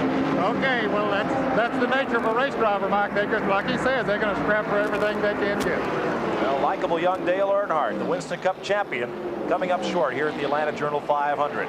Car number 1 is Buddy Baker, who recovered from an early spin in his Haas Ellington Uno Buick to now run in the 8th position, just ahead of 3rd-generation star Kyle Petty in car number 42, a number made famous by his grandfather, winning the inaugural Daytona 500 in a photo finish in 1959 with another Petty blue automobile, that one a Plymouth, and it carried car number 42 as well. Racing's, stock car racing's first family, the Pettys. There's one to carry the banner. It's Kyle, and he is going for that 8th position against Buddy Baker down in turn number 1.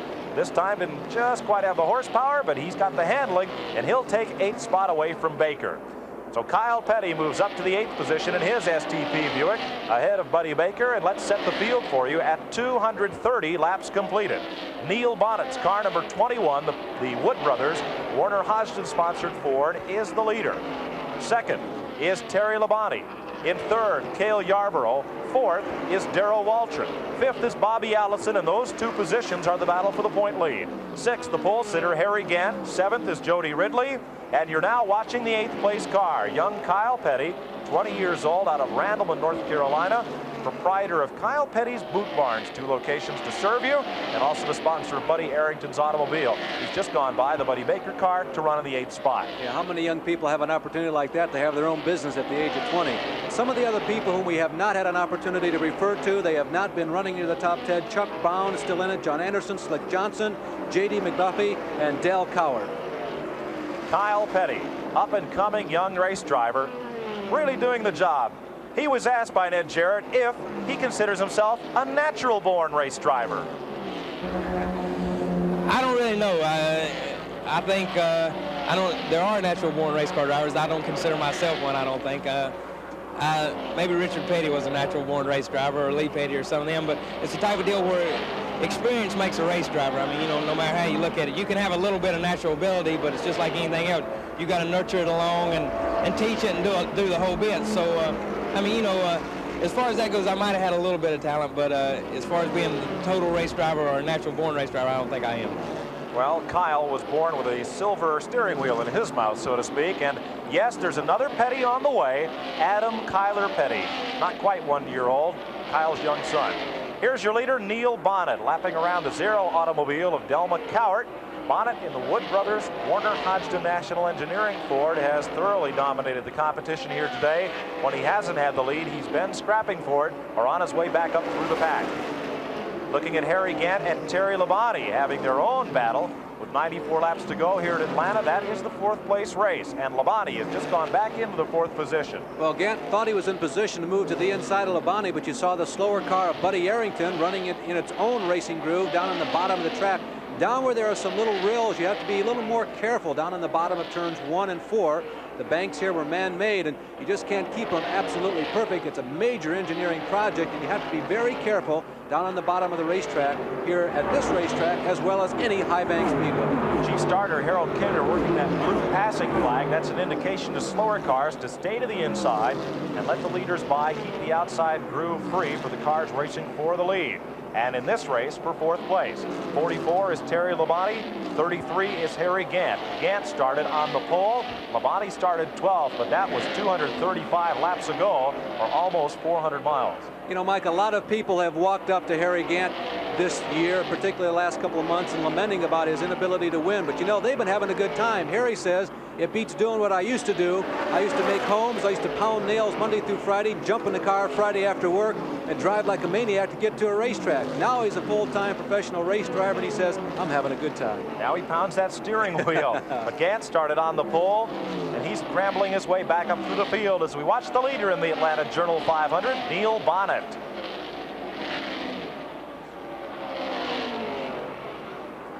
Bonnet out front for the Wood Brothers, a position he has found himself in several times this season.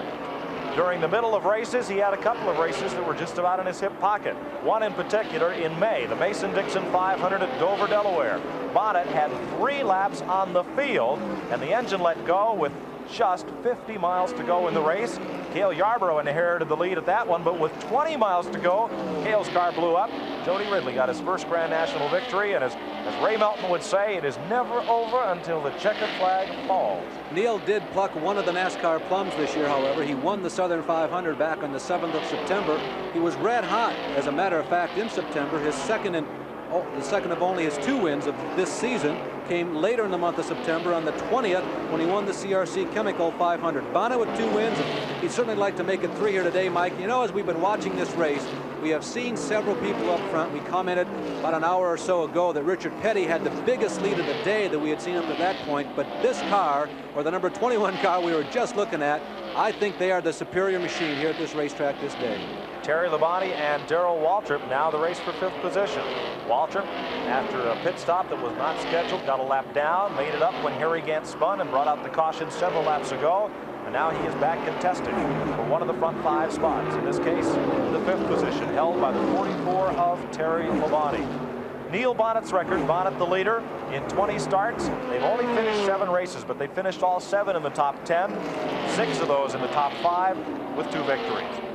Well, Bonnet has 2 victories this year, and he's also in the top 10 among the active drivers for career wins. He ranks 9th among the active drivers. He has 9 victories to his career. Darrell Waltrip, whom you see going to the high side of Terry Labonte, of course, has had a tremendous season, and the wins he has had this year have jettisoned him up to 5th position among the active drivers with 39 career wins. Of course, Richard Petty ranks 1st. David Pearson, whom I guess is still an active race driver, has 105 career wins. He's ranked 2nd.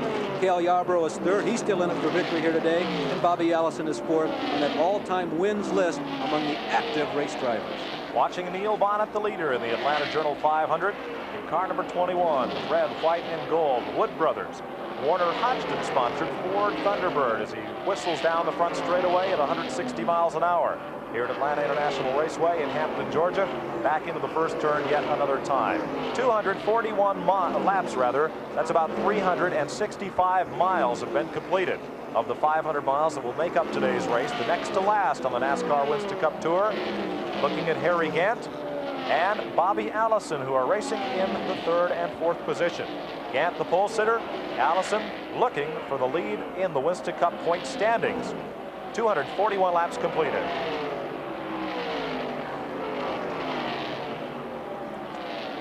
We are live at Atlanta International Raceway in Hampton, Georgia. 242 laps, 367 miles have been completed. Neil Bonnet is the leader in the Wood Brothers Thunderbird. Cale Yarborough has moved up to the second position in the MC Anderson Buick. Bobby Allison, the Harry Ranier Buick, is third. Harry Gant, the Burt Reynolds and Hal Needham Pontiac, rides fourth. Darrell Waltrip in the Junior Johnson Buick is fifth. And the Billy Hagan Buick for Terry Labonte is in the sixth position with just 89 laps to run. Jody Ridley rides seventh. Kyle Petty is eighth. Bill Elliott is ninth. Buddy Baker holds down the 10th spot. 11th is rookie Tim Richmond. 12th, rookie driver Rick Wilson. And in the 13th position, Joe Milliken. All of those cars are on the lead lap. Cale Yarborough has made quite a move up toward the front of the field, now resting in sixth position. Ned Jarrett has made his way to the MC Anderson team pit. Pete Peterson, who is new as a crew chief. He's been on this crew for quite a while, but this is only the second race that he's been the crew chief. Pete, we've watched Cale this afternoon. He sort of lulled around there for a while, didn't care too much about being in the top 10, but all of a sudden he's running stronger. Well, now we were a little off gassy-wise when we first started the race, and we've been working hard at it, and we've got them running pretty good now, and if things go our way, we'll win it. I believe you will win it, you think? I believe we will. Well, boy, that's confidence for you, and that's what it takes. The crew chief and the whole team has to have confidence as well as the driver. Cale Yarborough running second behind Neil Bonnet. This is identical to the situation we discussed at Dover Downs, Delaware in May. Neil Bonnet had a 3-lap lead on the field, and he's leading right now. And the engine blew up with 50 miles to go. That's one of 4 races the Wood Brothers might have won this season, but came up short. And it was Cale Yarborough who inherited the lead on that occasion. With 20 laps to go, Cale's car blew up. Jody Ridley got his first Winston Cup victory. It is now Bonnet and Yarborough. That distance separates them just the width of your TV screen, or 4 or 5 car lengths. And Mike, the performance of both of these teams this year has also been very parallel. Both of them expected to win a lot more than what they have, and both of them would really like to cap off the eastern part of the NASCAR season with a victory here. And I think both of them came into today really feeling as though they were going to win. So two of the guys who expected to be right where they are right now, they're there. Watching Bobby Allison of the Hardee's Buick trying to regain the point lead, which he could do with a strong finish here, coupled with a disappointment for Darrell Waltrip. Allison led the points through mid-season, through September rather. He had his biggest point lead in June, as we told you at the top of the show. Was 6th last year in the point parade, but Waltrip has come on like gangbusters and has won the last 4 races, looking for his 5th in a row today.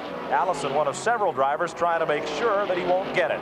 Bobby Allison's crew chief and engine builder Waddell Wilson is in the pits with Ned. One of the best in the business too, Mike Joy. Waddell, is things going according to your plan? You're sitting there running in 4th place. Pretty good right now. We're around between 1 and 2, and we're trying to adjust the tires to try to, take care of the chassis. Through 3 and 4, the tire runs good. What seems to be the difference in the turns?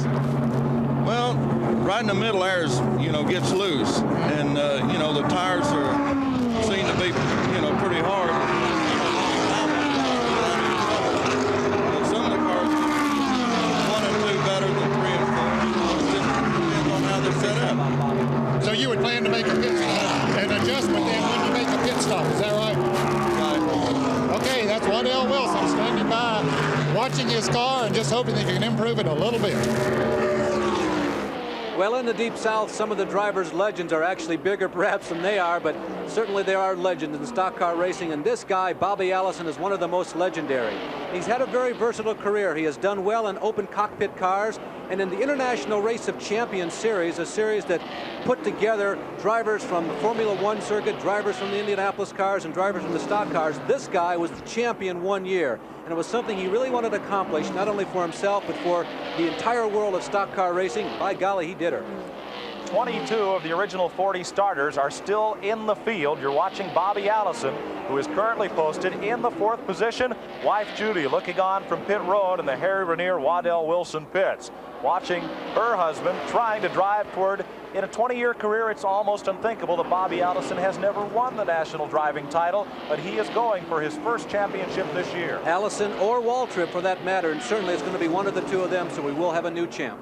Let's take you back through the field as we look at Neil Bonnet in car number 21 on the left side of your screen. He's the leader in the Atlanta Journal 500. 22 of the 40 starters are running. And on the right side of your screen, that's the interval between the two leaders. About 5 car lengths separating Bonnet from Cale Yarborough. In third, the number 33 car at the top of your screen is Harry Gant, who was the pole sitter for this event, riding in third spot. Back in the 4th position, now being posted, is the Bobby Allison machine. In 5th is the Darrell Waltrip car. Back in the 6th spot would be Terry Labonte. In 7th is the Jody Ridley car. In 8th is young Kyle Petty. In 9th is Buddy Baker. 10th is Bill Elliott. 11th is rookie driver Tim Richmond. In 12th is Rick Wilson, and 13th is Joe Milliken. Now all those cars are on the lead lap. 1 lap down, 14th is Connie Saylor. 3 laps down, 15th is John Anderson, and 16th is the Chuck Bound automobile. 4 laps down, the 17th place car is Dick Brooks. And the rest of the field, more than 5 laps behind. 18th is Lake Speed, 19th, J.D. McDuffie. Del McCoward rides 20th, 21st is Buddy Arrington, and 22nd, last car running, is Tommy Gale. And Harry Gant has moved up to the tailpipes of Cale Yarborough. Cale has not seen Harry that close for about 20 laps, but Harry has been sitting back there watching the number 21 and the number 27 cars, 2 numbers that have done quite well in the history of stock car racing. Kind of set the pace in this race, and Gant maybe is calming himself down, maybe trying to settle down everything after that hair-raising spin down the backstretch, and perhaps he feels as though he's in a position to move back toward the front again. Now remember, we expect 1 more round of pit stops, so this is not really the final dash for cash, if you will. There will be 1 more pit stop. It's important, of course, that all of the leaders perform well along with their crews when they come in for that pause.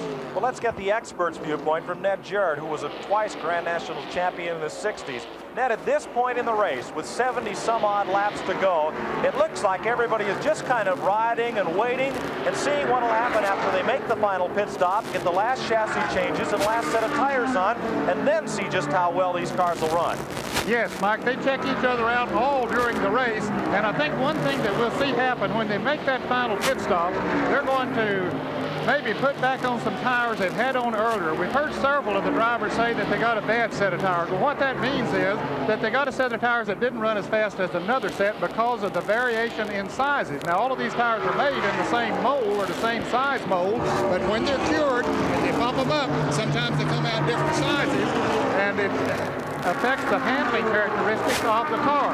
So I think that we will see many of them put back on some tires that they ran earlier that ran awfully well for them, and that might be their ace in the hole. So they ride along at this point of the race, knowing they can't run away from the field and just sort of sizing each other up. Right now, Harry Gant in 33 sizing up Neil Bonnet at the south end of the speedway.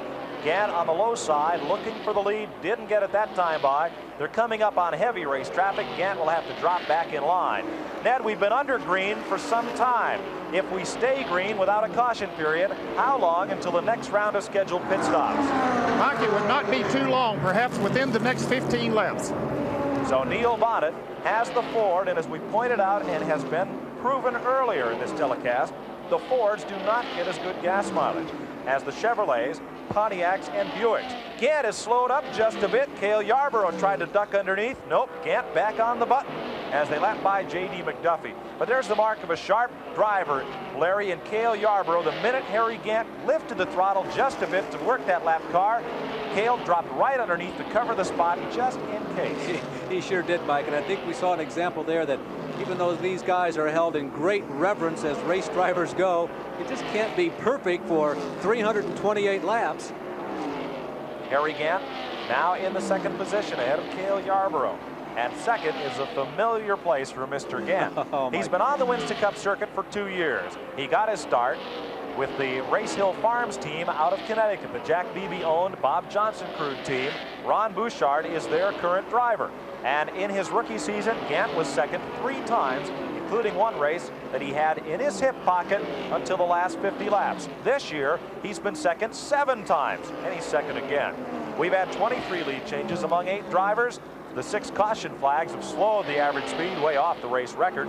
Darrell Waltrip, Neil Bonnet, Richard Petty, Joe Ruttman, along with Kyle Petty, Terry Labonte, Dale Earnhardt, and Harry Gant have led this race. The 8 leaders.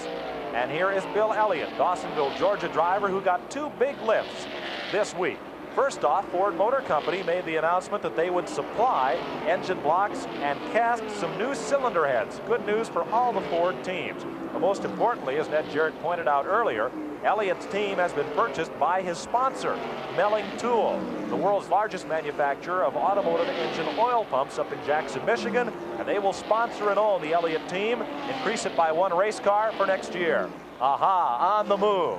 Darrell Waltrip, the point standing leader, has ducked under Bobby Allison. That is not only for position on the racetrack, 4th position to be exact, but those are the 2 drivers in cars 11 and 28 contesting the Winston Cup point lead. The last 3 races, they have finished just like that, with Waltrip 1 position ahead of Bobby. Of course, Darrell has won those races, but Bobby Allison again looking through the back window of the Dew Cruz car. Well, 68 points behind. He must finish ahead of Waltrip here and in the season finale in the Winston Western 500, November 22nd at Riverside, California. That's the end of the chase for the national championship, and they'll pack up and go off to Speed Weeks in February in Daytona, Florida to start the new season on February 14th. 1 week after that, we'll be at Richmond to bring you the Richmond 400 live as part of a series of NASCAR live Grand National races next year on ESPN. 21 is the leader, Neil Bonnet. Harry Gant has caught his draft as they come down the straightaway in the backstretch at Atlanta International Raceway on a perfect day for racing. 70 degrees, not a cloud in the sky, and tremendous competition all afternoon long. The front 3 right together. Bonnet in 21, Harry Gant in 33, and the 27 of Cale Yarborough, top of your screen. They're contesting the lead here in the Atlanta Journal 500 with just 66 laps to run. Mike, you know, as we project toward next year and think about taking these NASCAR Grand National races to cities from coast to coast on our ESPN broadcast, a couple of minutes ago, we were talking about Bill Elliott, and we have some cars now in the Here's pit area. trouble on the 7th place car, Jody Ridley. The defending Rookie of the Year is on pit road. Trouble on that car. They're changing right side tires. And Ned, this might be a scheduled pit stop. They've been under green for so long. Yes, it would be, Mike.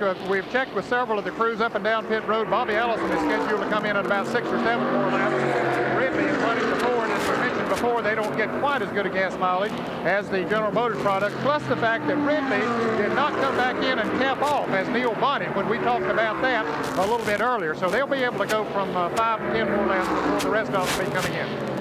Watching Harry Gant running in the 2nd spot, Cale Yarborough 3rd in car number 27. They lap by Rick Wilson, the 12th place machine, number 62, putting Wilson 1 lap down. Not yet a lot of activity in the Wood Brothers pit for Neil Bonnet's final stop. Bonnet's the leader. Harry Gant is 3rd. Cale Yarborough is 4th. Darrell Waltrip in the 5th spot, and then Bobby Allison at Atlanta. And the big question at this point, can Harry Gant improve on 2nd spot?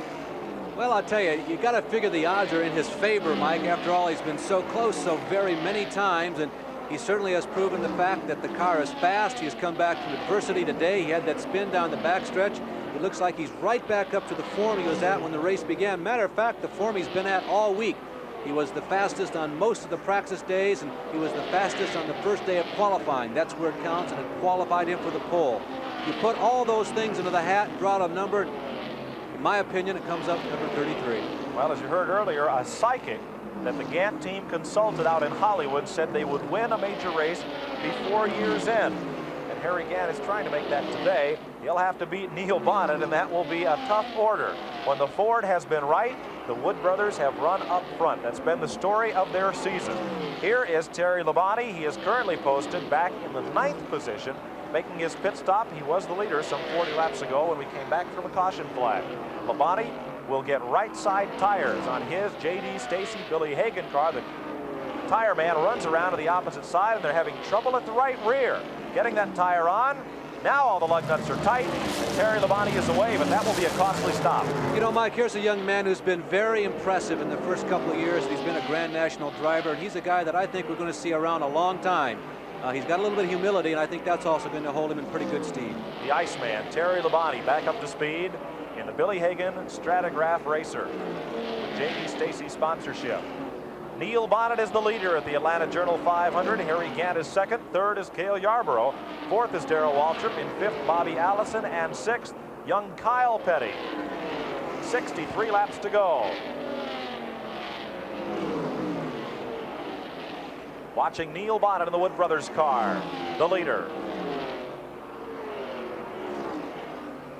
Neil Bonnet in the Wood Brothers Ford leads at Atlanta. Harry Gant, the pole sitter, continues to ride second. Cale Yarborough holding third, and those cars are just a couple of car lengths apart. Bonnet into turn number 1, about to lap by the Lake Speed automobile.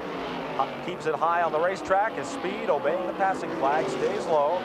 Bonnet works his way by without incident. Most of the lap cars are pretty good about the traffic. Here comes Gant, and Bonnet will head for the pits. Harry Gant assumes the lead.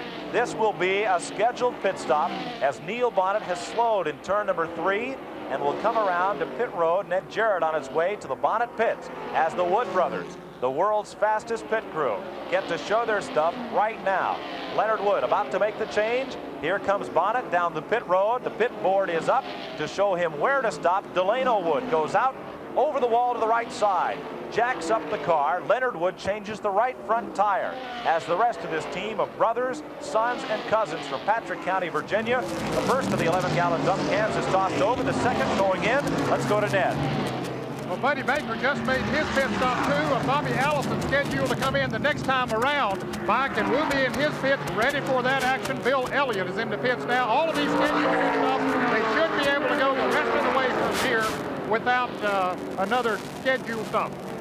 Good pit stop for the Wood Brothers, just a shade over 16 seconds.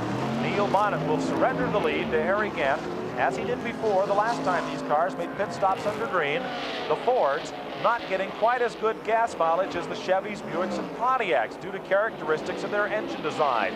Bonnet came onto the racetrack behind Harry Gant and Cale Yarborough, the 2 leaders. However, both of those cars, and here's Gant, your leader, will have to make one more pit stop. So if we stay under green, they should all end up being on the lead lap together, and the difference in the lead will be the difference in the length of the pit stops. As we watch Harry Gant, Mike, you know, you've commented a couple of times today calling the Wood Brothers crew the world's fastest pit crew.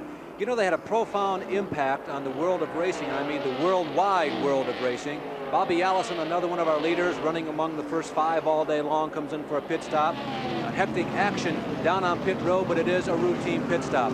The Wood Brothers were hired by Team Lotus when Team Lotus first went to Indianapolis, because the Europeans, of course, up to that point, never had to worry about rapid pit stops. There you see Kyle Petty in the pit area. Kyle also on the lead lap. He runs in the top 10. He's been as high as 4th at one point today at racing speed. And since that appearance with the Wood Brothers, with Team Lotus at Indianapolis, they've even changed the face and the picture of pit stops in Formula One racing. Well, the Wood Brothers brought high-speed choreographed pit stops to NASCAR racing and to the world, as Larry just explained, and they are the masters at it. You're watching Bobby Allison, the NASCAR Winston Cup point-standing runner-up, trying to regain that point lead from Darrell Waltrip. After today, just one race to go in the championship season. November 22nd at Riverside, California, the Winston Western 500. Harry Gant, the leader. Here at Atlanta, the Skoal Bandit Pontiac for Burt Reynolds and Hal Needham, still looking for their first victory. They've been second 7 times this year. Cale Yarborough rides second. He's the defending winner of this race, car number 27. And Neil Bonnet's coming up. Now, Bonnet is a lap down because he has made his pit stop. And Yarborough will peel off and go to pit road this time. Gant still must make one pit stop. That'll put everybody back in the lead lap together. Mike, something also to remember is that as we look at Yarborough coming in for a pit, that once you first go back out on the racetrack after a stop, the tires should be a little cooler, you should be a little faster. There's Cale Yarborough, who expects to get back out on that racetrack. Ned Jarrett's on the scene. Another scheduled pit stop, which should be his last one. They changed the right side tires. One of the crew members is making a chassis adjustment in that right rear window. They did those, change the tires, filled it up with gas, made a chassis adjustment in 14 2/10 seconds. And here comes Harry Gant. The leader is on pit road. Harry Gant. At Martinsville, Virginia in September, Gant made his last pit stop with 30 laps to go. Coming off pit road, he got a flat tire, and that race was taken away from him. Darrell Waltrip won it, but until that point, Gant had it in his hip pocket. Travis Carter and the crew over the wall, changing right side tires. A full tank of gas for Harry Gant. He'll be back underway. Mike, and back out on the racetrack as Gant's getting ready to drag strip out. Cale Yarborough got back on the racetrack about 300 or 400 yards ahead of Neil Bonnet. So Yarborough leads this race as Gant exits the pits.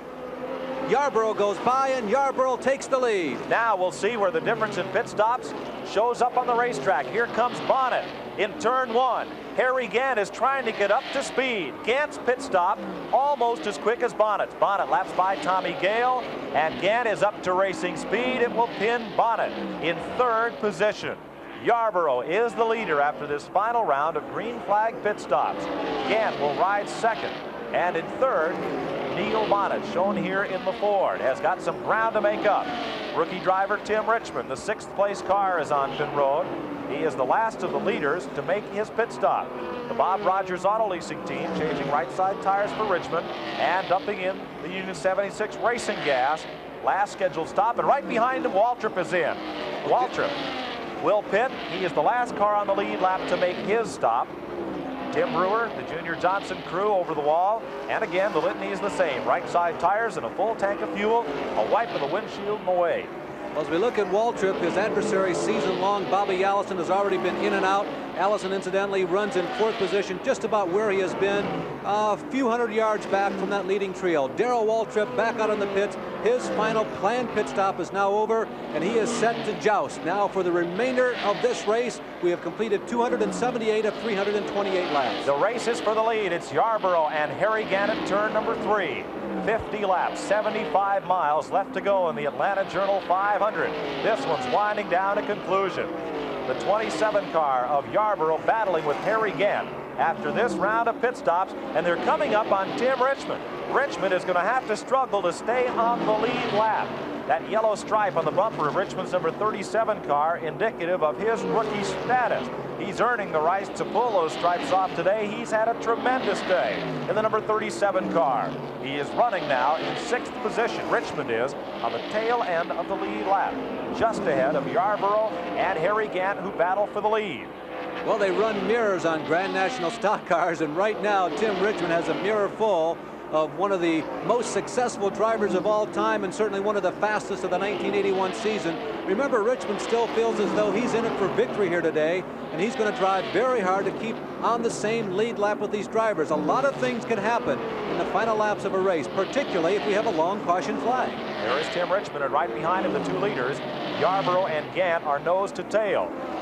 The differential back to the 3rd place car, Neil Bonnet, who has dominated much of this race, is 2.6 seconds. There is Bonnet, the 3rd place car, 2.6 seconds behind. And as Bonnet comes around, we'll check the watch, see if he's been able to improve on that as the leaders try to tussle with Tim Richmond.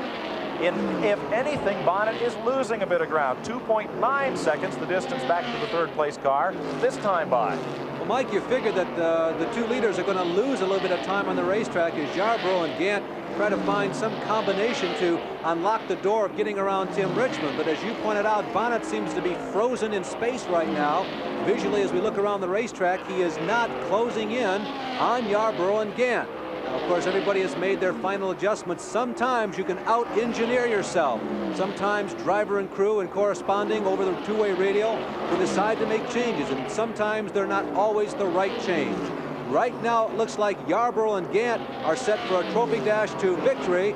Bonnet still lurks in the shadows. He is about 200 or 300 yards behind. Bobby Allison is still in on the same lap as is Waltrip, but right now, neither of them a threat. They're going to get Tim Richmond. Cale Yarborough works underneath Tim Richmond, trying to put the rookie contender 1 lap down. Harry Gant has wisely backed away from that battle just a bit. He'll let Yarborough open up the hole and then try to follow him through. And Cale has put Tim Richmond a lap down.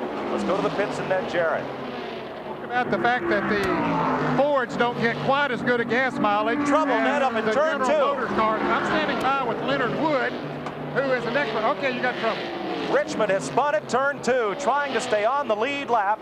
Tim Richmond has spun directly in front of Cale Yarborough, and perhaps Harry Gant's backing off to let Cale open up that hole was the right move. We are staying under green. No, the caution is out. The caution flag flies as out of turn 4 comes Yarborough. He wins the race to the finish line for the caution. And now there's a mad scramble on pit road, and you can bet the Wood brothers will stop because Neil Bonnet's car was not operating up to par the way he had dominated this race. And Ned Jarrett, it looks like they're going for tires for Neil Bonnet. They are carrying tires for Neil Bonnet. There you see Richmond. Actually, his troubles began way back as he moved into the entrance of turn number 1. The car fishtailed 3 or 4 times.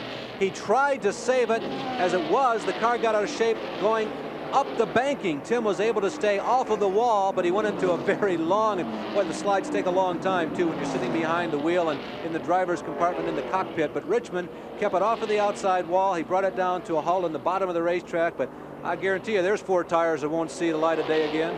Here's Neil Bonnet. Ned Jarrett is right on the action in the Wood Brothers pit. They're planning to change all 4 tires on that car, Mike. They got a little bit behind on their pit stop here at the green flag because he ran out of gas. We've talked about the Fords using more gas than the General Motors product, and certainly we don't mean to imply that that is general as far as Ford cars as compared to General Motors cars. I talked with Leonard Wood, and we were about to interview him before this event, and he said that the reason that they're always 4 tire changes, but the reason the Fords burn a little bit more gas is because of a box-type manifold that they have, which is a high-performance manifold, which is not used on the regular speed car. Harry Gadd has won the drag race down pit road, and you heard crowding out Ned Jarrett, the burnout Neil Bonnet did to get out of the pits, but it wasn't quick enough to beat Harry Gadd. So under the caution, with 285 laps completed, and this is the 7th caution of the afternoon, Harry Gadd will emerge as the leader once again. Watch Cale Yarborough coming back up to speed. Yarborough has not stopped. Now, he would be the leader. Yarborough coming around to make his pit stop and will pick up the tail end of the field. So Harry Gadd will be the leader. Neil Bonnet will be the 2nd place car, and Cale Yarborough showing up 3rd in the order as they come across and down into the 1st corner. We are under caution for Tim Richmond, who has spun up in turn number 1. Now that's the 2nd caution that Richmond has brought out today, the 2nd one in a row. Back on lap 207, he spun at the south end of the speedway. We're now 286 laps into the record book. They'll run a total of 328 here today, 42 laps, or just about 66 miles left to go in this Atlanta Journal 500. The number 4 car of Connie Saylor and the 13 of Dick Brooks are each several laps down. They are moving up toward the safety car so that they can make their pit stops this time by. But again, in 33 is the leader. Well, that was a very tense moment, Larry, up in turn number 1. Cale Yarborough and Harry Gadd trying to lap Tim Richmond, and Richmond trying not to be lapped very, very hard, a little too hard. It was interesting. You had set up the fact that Harry Gadd had sort of withdrawn a little bit from that battle, and maybe it was indeed a matter of discretion being the better part of valor. Young Tim Richmond, who was trying not only to hold his position, but keep up to speed. And I'll tell you, he got into a little bit of trouble as he entered turn number 1, and Yarborough, along with all the other fellow veteran competitors in NASCAR who were not that far behind, did a fine job of avoiding Richmond as he first skated right up to the high side of the racetrack, almost hit the outer retaining wall, and then came all the way back across the track down on the bottom of turn 2. Here is Tim Richmond on pit road, and they're taking a 4-tire change. So the caution is out with Harry Gadd leading the Atlanta Journal 500 over Neil Bonnet and Cale Yarborough. This 7th caution of the day as Tim Richmond comes back off pit road. And the indication from Robert Black, the NASCAR official, we are looking to go back to green next time by. Harold Kinder on the flag stand, Robert Black working the caution flag down at pit road. Well, Mike, in addition to the top 3 drivers of Gant, Bonnet, and Yarborough, this puts all the heavies right directly across the line of scrimmage from one another. They're all in the same pack right now. We're going to go green flag at lap number 287 with Bobby Allison and Darrell Waltrip also on the lead lap. Well, it'll be a shootout. What do you think, Ned? Harry Gadd in the lead, Bonnet 2nd, Yarborough, Allison, and Waltrip. Well, Mike, we made mention a moment ago about that they'll give it their best shot on the last pit stop, put on whatever they feel is the best tires. Everybody has been in the pits, and they got the best thing that they have going for them right now. It's going to be a shootout. Who's going to come out in front? Time will tell. The green flag waves. Green flag is on, and it is Gadd to lead the charge of the Winston Cup Brigade down to turn number 1. Harry Gadd with Neil Bonnet and Cale Yarborough off into turn number 1. The green flag back out at Atlanta International Raceway. 287 laps complete. Harry Gadd took the restart in the lead. Neil Bonnet changed tires on his pit stop. They put on what they felt was their best set of tires, and it's working. Bonnet has closed right on the back bumper of Gadd. As they come around this time by, it will be 40 laps, 60 miles to go here at Atlanta in what has been a thrilling afternoon, and Bonnet is about to cause the fans to stay on their feet yet another time. He works the low side, Gant has the high side and holds him off this time. And Harry Gant retains the lead, a position from which he started this race, but a position he has been unable to finish in 2 years of Grand National competition. Well, 40 laps to go. You see Bonnet once again jousting, this time on the inside of Gant. It takes a little more than a half a minute to go around this 1.522 mile racetrack. What that means is we got 20 minutes of war to go, and it's going to be a great race. The final 20 minutes or the final 40 laps. Harry Gant, all those second place finishes. There are people from coast to coast, including Hollywood, California, looking for this guy to win one. Harry Gant, the leader, car number 33, the Burt Reynolds Hal Needham machine. In second, Neil Bonnet, the Wood Brothers Ford Thunderbird number 21. In third, Cale Yarborough in 27, and then the fourth place battle, and it's a hot one. It's the one for the national driving title. Darrell Waltrip in 11, the fourth place car in 28, the Hardee's Buick of Bobby Allison, and blown engine, it's Gant. It is Harry Gant. He will not win his first Winston Cup race today. It has gone up in smoke. Just 72 miles from the finish. What a heartbreaker. It's the 5th time this season that Gant has been in position to win a Winston Cup race, and something has gone wrong. Mike, just incredible, and heartbreak is the only word. I don't think you can say it enough. At the same time, Tim Richmond's car appeared to be giving up the ghost also, as a lot of smoke was coming out from underneath the Rogers Leasing number 37 car. There is no apparent oil or fluid on the racetrack, according to NASCAR chief starter Harold Kinder. We stay under the green flag, and it's the Ford of Neil Bonnet out front, and dejection again for Harry Gant, who coasts to the garage area. Third place in the Winston Cup National Driving Title points chase. Perhaps a winner here at Atlanta, but he goes to the garage area, and just ahead of him, rookie driver Tim Richmond, who ran in the top 5 most of the day. There is Gant making the hardest corner in racing, the sharp left turn back to the garage. At the head of the parade, make that Cale Yarborough in car number 27, the defending champion of this race. Shows the muscle of the MC Anderson Valvoline Buick. He's out front. Bonnet says, "Not for long, you're not," and tries to catch him. Cale slams the door in his face in turn 1. Well, to the old line of NASCAR, Cale Yarborough, who now leads, and Bobby Allison, who currently runs 4th, going after 2 of the new wave. And here comes the new wave on the inside, and it's lapping ashore right now, at least in terms of Cale Yarborough. The new wave in the person of Neil Bonnet. Right behind Neil is the number 11 of Darrell Waltrip. Important difference right here. Bonnet had the speed on the straightaway, but Yarborough had the handling going into the turn. Now Yarborough has Waltrip to draft with. Bonnet does not, so they go into turn 1. Just about dead even, and Yarborough has the handling. He's got a full car length of advantage in the corner. On the straightaway, Neil Bonnet can ease up, right up with Yarborough again. This time decides not to contest the lead to turn number 3. Bonnet dips to the inside. He's got the power at the end of the straightaway, but Yarborough has the handling. Ned Jarrett on pit road with what must be a very disappointed Harry Gant. You can almost see a smile on his face, Mike, but it's not a smile because he's sitting here in the garage area. Harry, she just came to pieces on you all of a sudden. Yeah, just broke a rod or crankshaft one, it just blowed out the bottom. Had to be thinking win right then. Yeah, the last time, that last stop was the best set of tires that we had, and I don't think it could have passed me back. I wasn't running it, you know, I was trying to let them get seated in, and the last lap I run, you know, I was getting my pattern going again. I think I would have pulled away, you know, if we got going again.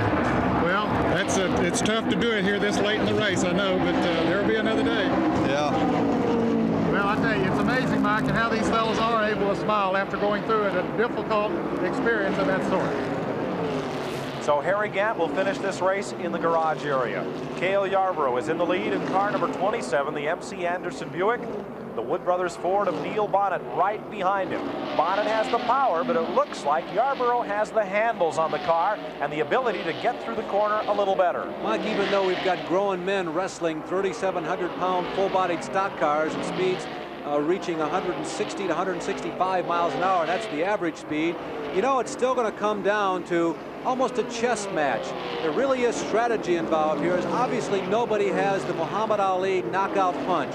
Nobody has been able to decimate this field.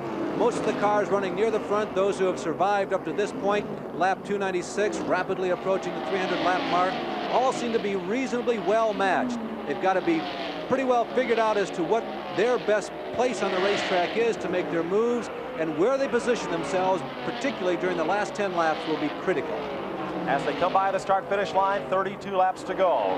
Just about 48 miles to decide the winner of the Atlanta Journal 500, the next to last race in NASCAR Winston Cup competition for 1981. Cale Yarborough is the leader in car number 27, the MC Anderson Buick. Neil Bonnet rides second. The point leader and winner of the last 4 races on the tour, Darrell Waltrip, is third. Bobby Allison, who led the points till midseason, rides fourth.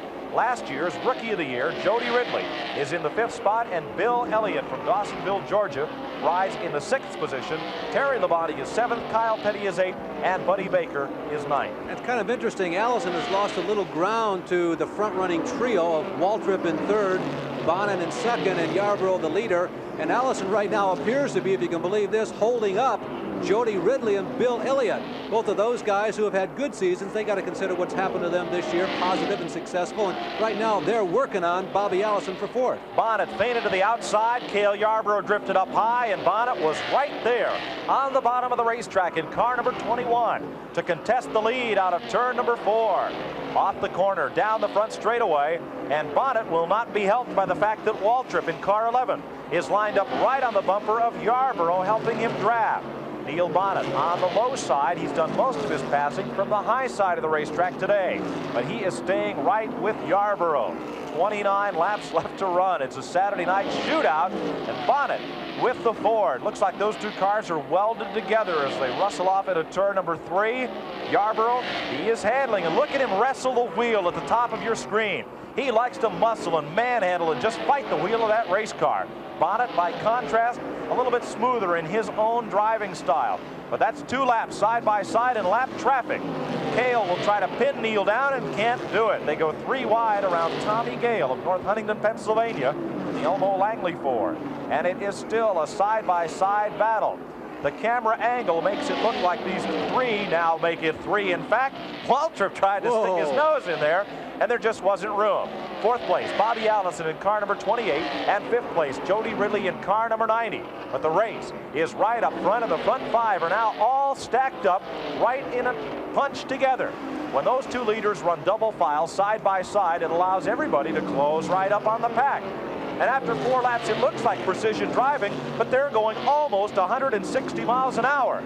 You saw Yarborough at the top of your screen bobble just a bit out of turn 2, and he lost the lead. He loses 2nd spot to Waltrip, and here is Allison. What a shootout this is. Yarborough stuck now on the high side of the racetrack, and he can't make any time there. Well, Bonnet continues to lead this pack of snarling Grand National contenders.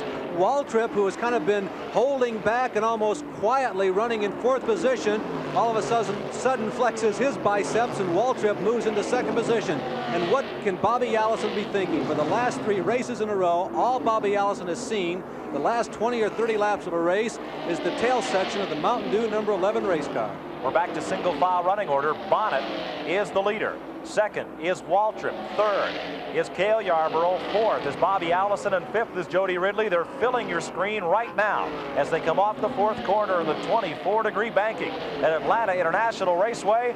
There are your front 5. Make that front 6 cars with Bill Elliott joining in, and any one of them could win the Journal 500. We are now just 25 laps from conclusion, and nobody's leaving. Here comes Allison. Allison goes to the inside of Yarborough. Allison in the Hardy's car goes down to the basement on Cale Yarborough. He's trying to keep up with Waltrip. Remember, he very much would like to finish ahead of Darrell. Darrell, meanwhile, is trying to figure out, what am I going to do to get around this flying Ford Thunderbird of Neil Bonnet? Remember, we've commented many times, the car appears to be the strongest in terms of horsepower. They figure they don't want to have Bonnet in a position where he has a track to run on in the final lap. There's a possibility that 2 or 3 of these drivers might actually be planning strategy in their mind to work against Neil. They figure he's the quickest. Well, one driver who had a very strong but short day was Tim Richmond, who put on quite a show for the fans, but brought out 2 cautions. The last one his undoing. He's with Ned Jarrett in the garage. Went out simultaneously with Harry Gant. Tim, first, what went wrong with the car? First of all, the spin down in turn 1, Cale and I went in there side by side, and he must have had a little push in the car because he came up and tapped me in the back end, turned me around. Then my starter wasn't working, and And for some reason, I sat there for about 3 or 4 laps before they were able to get a wrecker out to me to get me push started. And then when Harry blew in the front straightaway, we was just coming off of 2 or coming off of 4, and I thought I hit Harry's oil, but my motor went silent just the same time that Harry's did, and that's the way it goes. Well, Mike, it certainly hasn't been a good day for the threesome, the rookie threesome that was here vying for those points. Well, Tim Richmond ran very well, but it's where you finish that counts in the point parade. So Morgan Shepherd will retain the rookie point lead. Ron Bouchard will be second, and Tim Richmond third in the Champion Sparkplug Rookie of the Year competition, going to the final race November 22nd at Riverside, California. In 21, Neil Bonnet. He's the leader of the Journal 500. In second, car number 11. That's Darrell Waltrip, the point standing leader. The pressure's got to be on. Waltrip trying to just do the best he can to win as many races as he can. He feels that's the way to run for the championship. You've seen as many as 6 cars in your picture as they come off at turn number 4, and that is the fight for the lead. All 6 of those cars in the outside lane on the left side of your screen are fighting for the win. The front 3, left to right, Bonnet, Waltrip, and Cale Yarborough. And directly behind them, with perhaps 10 car lengths of interval, the second 3, Bobby Allison, Jody Ridley, and Bill Elliott. You see now the 4th, 5th, and 6th place runners. An interesting story is that Ridley and Elliott have been able to keep up and stay on the lead lap. Jody Ridley, of course, is the guy who made a name for himself running in the outlaw late model circuit. For quite a number of years, he was driving the only Falcon in late model racing, and it was a car that was valued at well over $50,000, probably as expensive as a lot of the NASCAR modifieds and sportsmen. And Ridley ran up and down the East Coast, occasionally venturing into the Midwest with the Falcon, the only flag bearer in those years for Ford in short track late model racing. Well, one man that has to be pleased is Edsel B. Ford II of Ford Motor Company, the Grand Marshal for today's race. He's got a Thunderbird in the lead, a Thunderbird in 5th, and another one in 6th place. And between them, the 3 Buicks, Waltrip, Yarborough, and Allison, running 2nd, 3rd, and 4th. That blunt nose of the T-Bird on Neil Bonnet's cars slips through the air at over 150 miles an hour. Off into turn 1 yet another time. 19 laps to go. Just about 27 miles to decide the winner in the Atlanta Journal 500. It's from here to Atlanta to the checkered flag, as it were. Bonnet in the lead, Waltrip right with him in car 11, and the 27 of Cale Yarborough. Ned, nobody has made a move in the last 10 or so laps. Those 3 are just trying to get away from that second pack of 3 cars. Are they waiting for the finish? What do you think? Mike, I believe that they are working together right now, trying to pull away from Bobby Allison and Jody Ridley. Because if they had 5 cars up there in those last 3 or 4 laps battling for the lead, anything could happen. Certainly there would be more danger of an accident or a spin, but also if you got caught in the wrong place, well, you could wind up 5th instead of 1st. So the farther away they can get right now, the better off they'll be, and just to have a shootout with those 3 cars. And I don't believe that Darrell Waltrip has really shown his hand yet at this point. Well, we're getting down to what you might call the 2-minute warning as these 3 feel each other out. Bonnet, Waltrip, and Yarborough.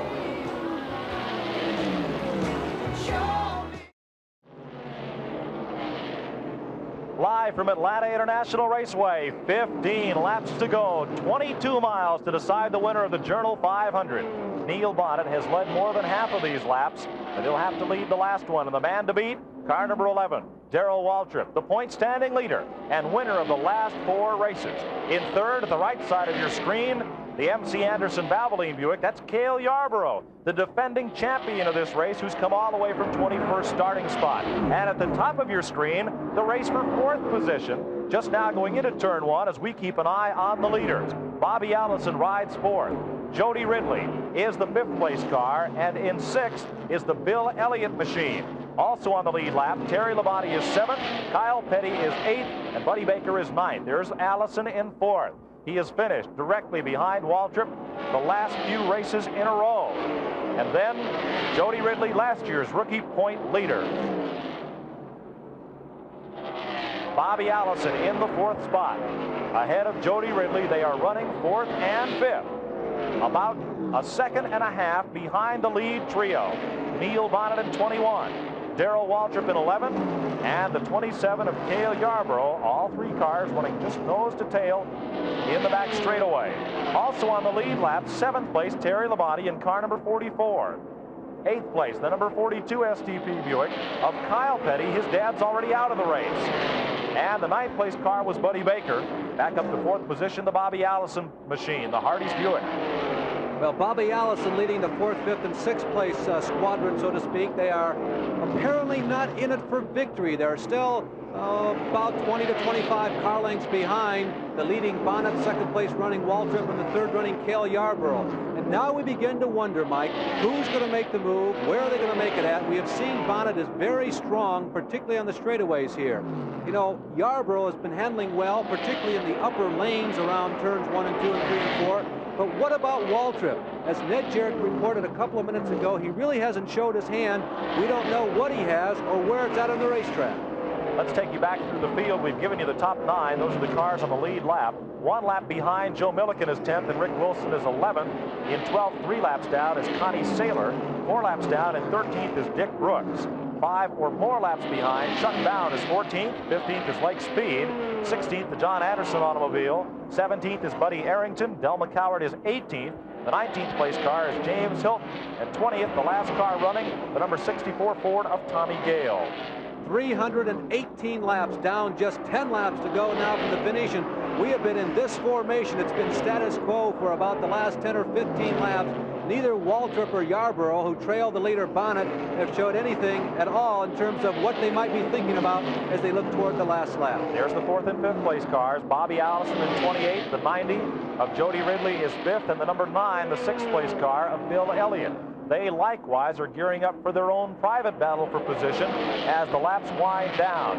On the backstretch, John Anderson falls off the pace and heads toward the garage area as we watch the 3 leaders. Now that time, Cale Yarborough in 27, the 3rd place car, got a little bit high up in the turn, perhaps to breathe the car a bit, get it out of the draft and get some fresh air through the grill and into the radiator. But other than that, these 3 cars have run nose to tail these last 20 laps. And Ned Jarrett should know he won his first super speedway race at this racetrack and has followed the circuit all season. Ned, if you're Darrell Waltrip, when do you make your move? Mike, I believe that he'll try when they get down to about 5 laps to go and just see what he can do at that point. But I think that he'll make his absolute final move on the last lap. Well, that last lap is just 8 laps away. Bonnet in car number 21, the Ford, leading the Buick of Darrell Waltrip, driving for legendary Junior Johnson. The Mountain Dew Buick in the 2nd spot, winner of the last 4 races and the Winston Cup point leader. And in 3rd, the winner of the last 2 races at this speedway, the number 27 of Cale Yarborough. Now that 2nd pack of cars is not too far back as you see Waltrip way up high. His car working a little better, and perhaps Cale wants to see how that groove is in case he needs to use it on the last lap. The 2nd pack of cars is just 2 seconds behind the lead trio as they lap by Tommy Gale, the Elbow Langley Ford once again. So this outcome is certainly in doubt, not just among 3 cars, but among all 6.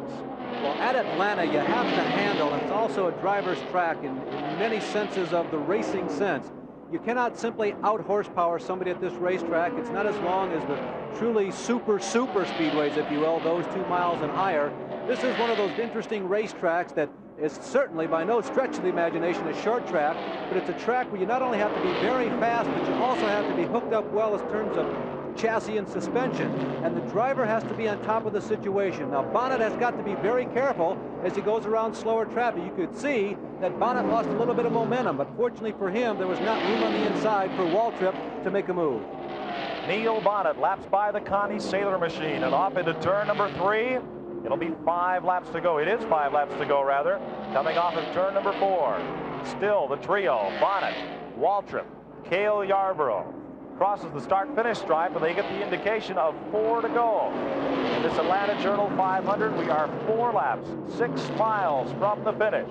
And still, it remains Bonnet out front and Waltrip glued to his bumper. And Waltrip will have to make that move on Neil Bonnet with 1 eye on Bonnet and 1 eye in his rearview mirror. Just out of camera range is the number 27 of Cale Yarborough. only 2 car lengths behind Waltrip. So it's a 1-2-3 shootout. We'll see coming off the 4th corner. There's Waltrip, just barely into view at the top of your screen for a moment. But he is very much in the thick of things as far as this race outcome is concerned. Well, they continue to run it better than 155 miles an hour, about 157.5 to be exact, at 38 seconds on the last lap. You figure they're not going to be, of course, be able to to race as fast as they do in qualifying, but at 38 seconds equates to about 157 miles an hour. Well, it is down nail-biting time. It will be 2 laps to go this time by. Darrell Waltrip, Neil Bonnet, Cale Yarborough will see the 2 furled flags from starter Harold Kinder signal to the field. As they come by, they're looking for 2 to go. 4th, 5th, and 6th place cars. Allison, Ridley, and Elliott come by and off into turn number 1. As we check the count at lap 326, Bonnet in the backstretch. Neil Bonnet, 2 wins this year. 2nd position, Darrell Waltrip, 12 wins this season. 3rd position, Cale Yarborough, also 2 wins. Into the 3rd turn. It could be a lap to go. Harold Kinder takes a look at the field. Still holding a couple of fingers sign to the rest of the field. Here come the leaders. Off of turn number 4, and Harold Kinder gives them a look and gives them 2 to go. Into turn number 1, here goes Waltrip. Waltrip into the corner, didn't get it this time. Waltrip dropped down low. He took a look on the inside. Now he's watching how Bonnet responded. Bonnet moved up about a half a lane, and Waltrip back to the inside again, Mike Joy. On the backstretch, it will be the white flag this time by. A lap and a half, 2.2 miles to the checkered flag, and Waltrip gets the lead. Darrell Waltrip, looking for his 5th consecutive victory, now owns the low groove on the racetrack as they come off the corner. Waltrip made his move, but was it a lap too soon? The question is, did Bonnet let him go by, or did Waltrip beat him into the corner? Bonnet may still have something up his sleeve. Neil Bonnet into turn 1 retakes the lead. The Ford is back out in front, and Bonnet from Hueytown, Alabama, looks to win his 3rd race of the season. There's time, though, for 1 more exchange at the south end of the speedway. Waltrip did it a lap ago. He's got 1 more shot. They lap by John Anderson, a blur at the bottom of your screen at 160 miles an hour. Here comes Yarborough. Yarborough, bottom of the racetrack. He's got Waltrip, and that will let Bonnet slip away. It'll be Bonnet out of turn 4 all the way to the checkered flag. Waltrip is 2nd by inches over Cale Yarborough. And the Ford of the Wood Brothers of Patrick County, Virginia, comes to victory lane, and standing in the Wood Brothers pit, Race Grand Marshal Edsel Ford II, and what a happy man he must be, as the Wood Brothers have solved the engine problems that plagued them early in the season and allowed them to finish only 7 races. It is Neil Bonnet from Hueytown, Alabama, that will drive to victory lane. Well, Neil said that he felt he had the best car coming into the week here at Atlanta. And I got to say that he may have been the best driver, at least here today also. We saw Neil at the point longer than any other driver. He led more laps than anybody else here today. And in the final 3 laps, he had the right strategy combined with a very highly horsepowered race car, and he came home the victor. His 3rd win of the 1981 season. Well, if watching this live telecast on ESPN, our first of NASCAR Winston Cup racing, there can no longer be any doubt in your mind that this is the most competitive auto racing in the world, as Bonnet comes out of turn 4 to a thunderous ovation to victory lane, beating Darrell Waltrip by a car length, who finished inches ahead of Cale Yarborough.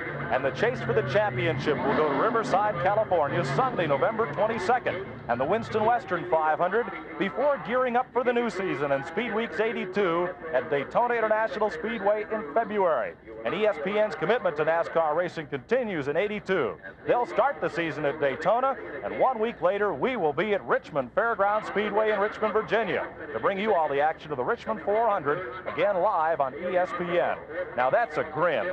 Look at Neil Bonnet in victory lane. Well, I tell you, they haven't won as many, as we commented earlier, as they thought they should have when the season began. And they've been working very hard the last month of the season. And it's also a crew that is already beginning to make their plans for 1982, like so many of them have. They've lined up their new sponsor. They're firm on that for the 1982 season. And matter of fact, they've had good luck since Warner Hodgkin joined the team. There is an ageless question in NASCAR racing. When the draft is a factor on these super speedways, and it is, do you want to lead the last lap or be 2nd on the last lap? Maybe we can help get a better fix on that answer when Ned Jarrett has a word with Neil Bonnet there in victory lane. Ned? Well, Neil, congratulations. Ned, I tell you what, you know, the Wood Brothers, Warner Hodgkin, this bunch just did one heck of a job today. Leonard Wood, Tommy Turner, Holman Moody, the people at Goodyear, you know, I can't thank the people the way this car is run today. You got a right rear tire flat here in Victory Lane. Ned, I'm sitting here with a flat on the right rear. About the last 4 laps it started going down. But we'd worked too hard all day long to lose a race. I figured we'd win it on the rim. What were your thoughts when Darrell Waltrip went by you on the backstretch as you were coming around to get the white flag? Well, I knew Darrell had been trying me right there, and I would have liked to swap positions with him, Ned. I'd have liked to have been second, but I was either going to be first or third with Cale back there. So I had to just, when Darrell went by, I had to just get it right back. I couldn't wait. I'll tell you, that was two pretty tough characters out there to be running for a win. Well, I tell you what we were dealing with there wasn't going to be somebody slipping and making mistakes. Whoever won that was going to have to earn it. This seems to be an awfully good track for Ford cars. Why? What makes the difference that it runs better here than at some other tracks? Ned, you know, just the torque combination with the engine right here at Dover and some of the racetracks really seem to thrive. The Ford seemed to thrive right there, and it showed us that all year. But I know you know yourself, you saw this car all year long capable of doing this, and we couldn't finish races. If we can get it finished, it seems like we can finish, we can win them. Well, he's proven that here today because here he is in Victory Lane. Neil Bonnet won the Southern 500 Labor Day at Darlington on the Lady in Black in the Grand Old Super Speedway, and he got revenge for his May defeat at Dover Downs, Delaware by winning the CRC Chemicals 500 there on September 20th. This, the 3rd victory of the season for the Wood brothers. It's only the 8th race that they've finished due to reliability problems that they think they now have solved. But of their 8 finishes, all 8 have been top 10 finishes, 7 of them have been top 5 finishes, and 3 of them have been victories.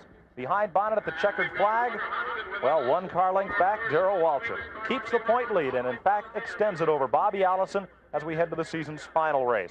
Inches back of Waltrip at the stripe, Cale Yarborough in 3rd.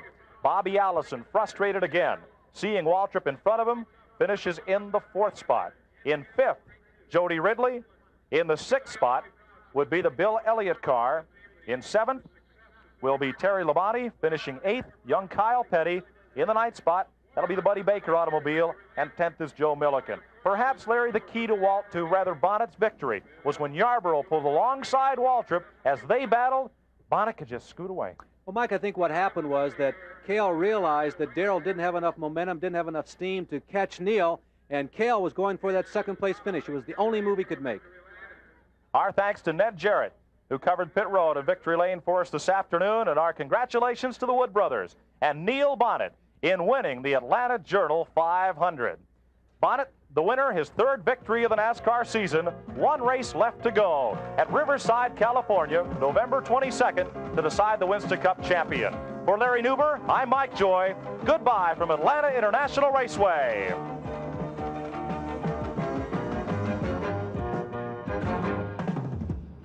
The Atlanta Journal 500 has been brought to you by Datsun, who invites you to see all the exciting new 1982 Datsun cars and trucks at your Datsun dealer today. Neil Bonnet and the Wood brothers win the Atlanta Journal 500.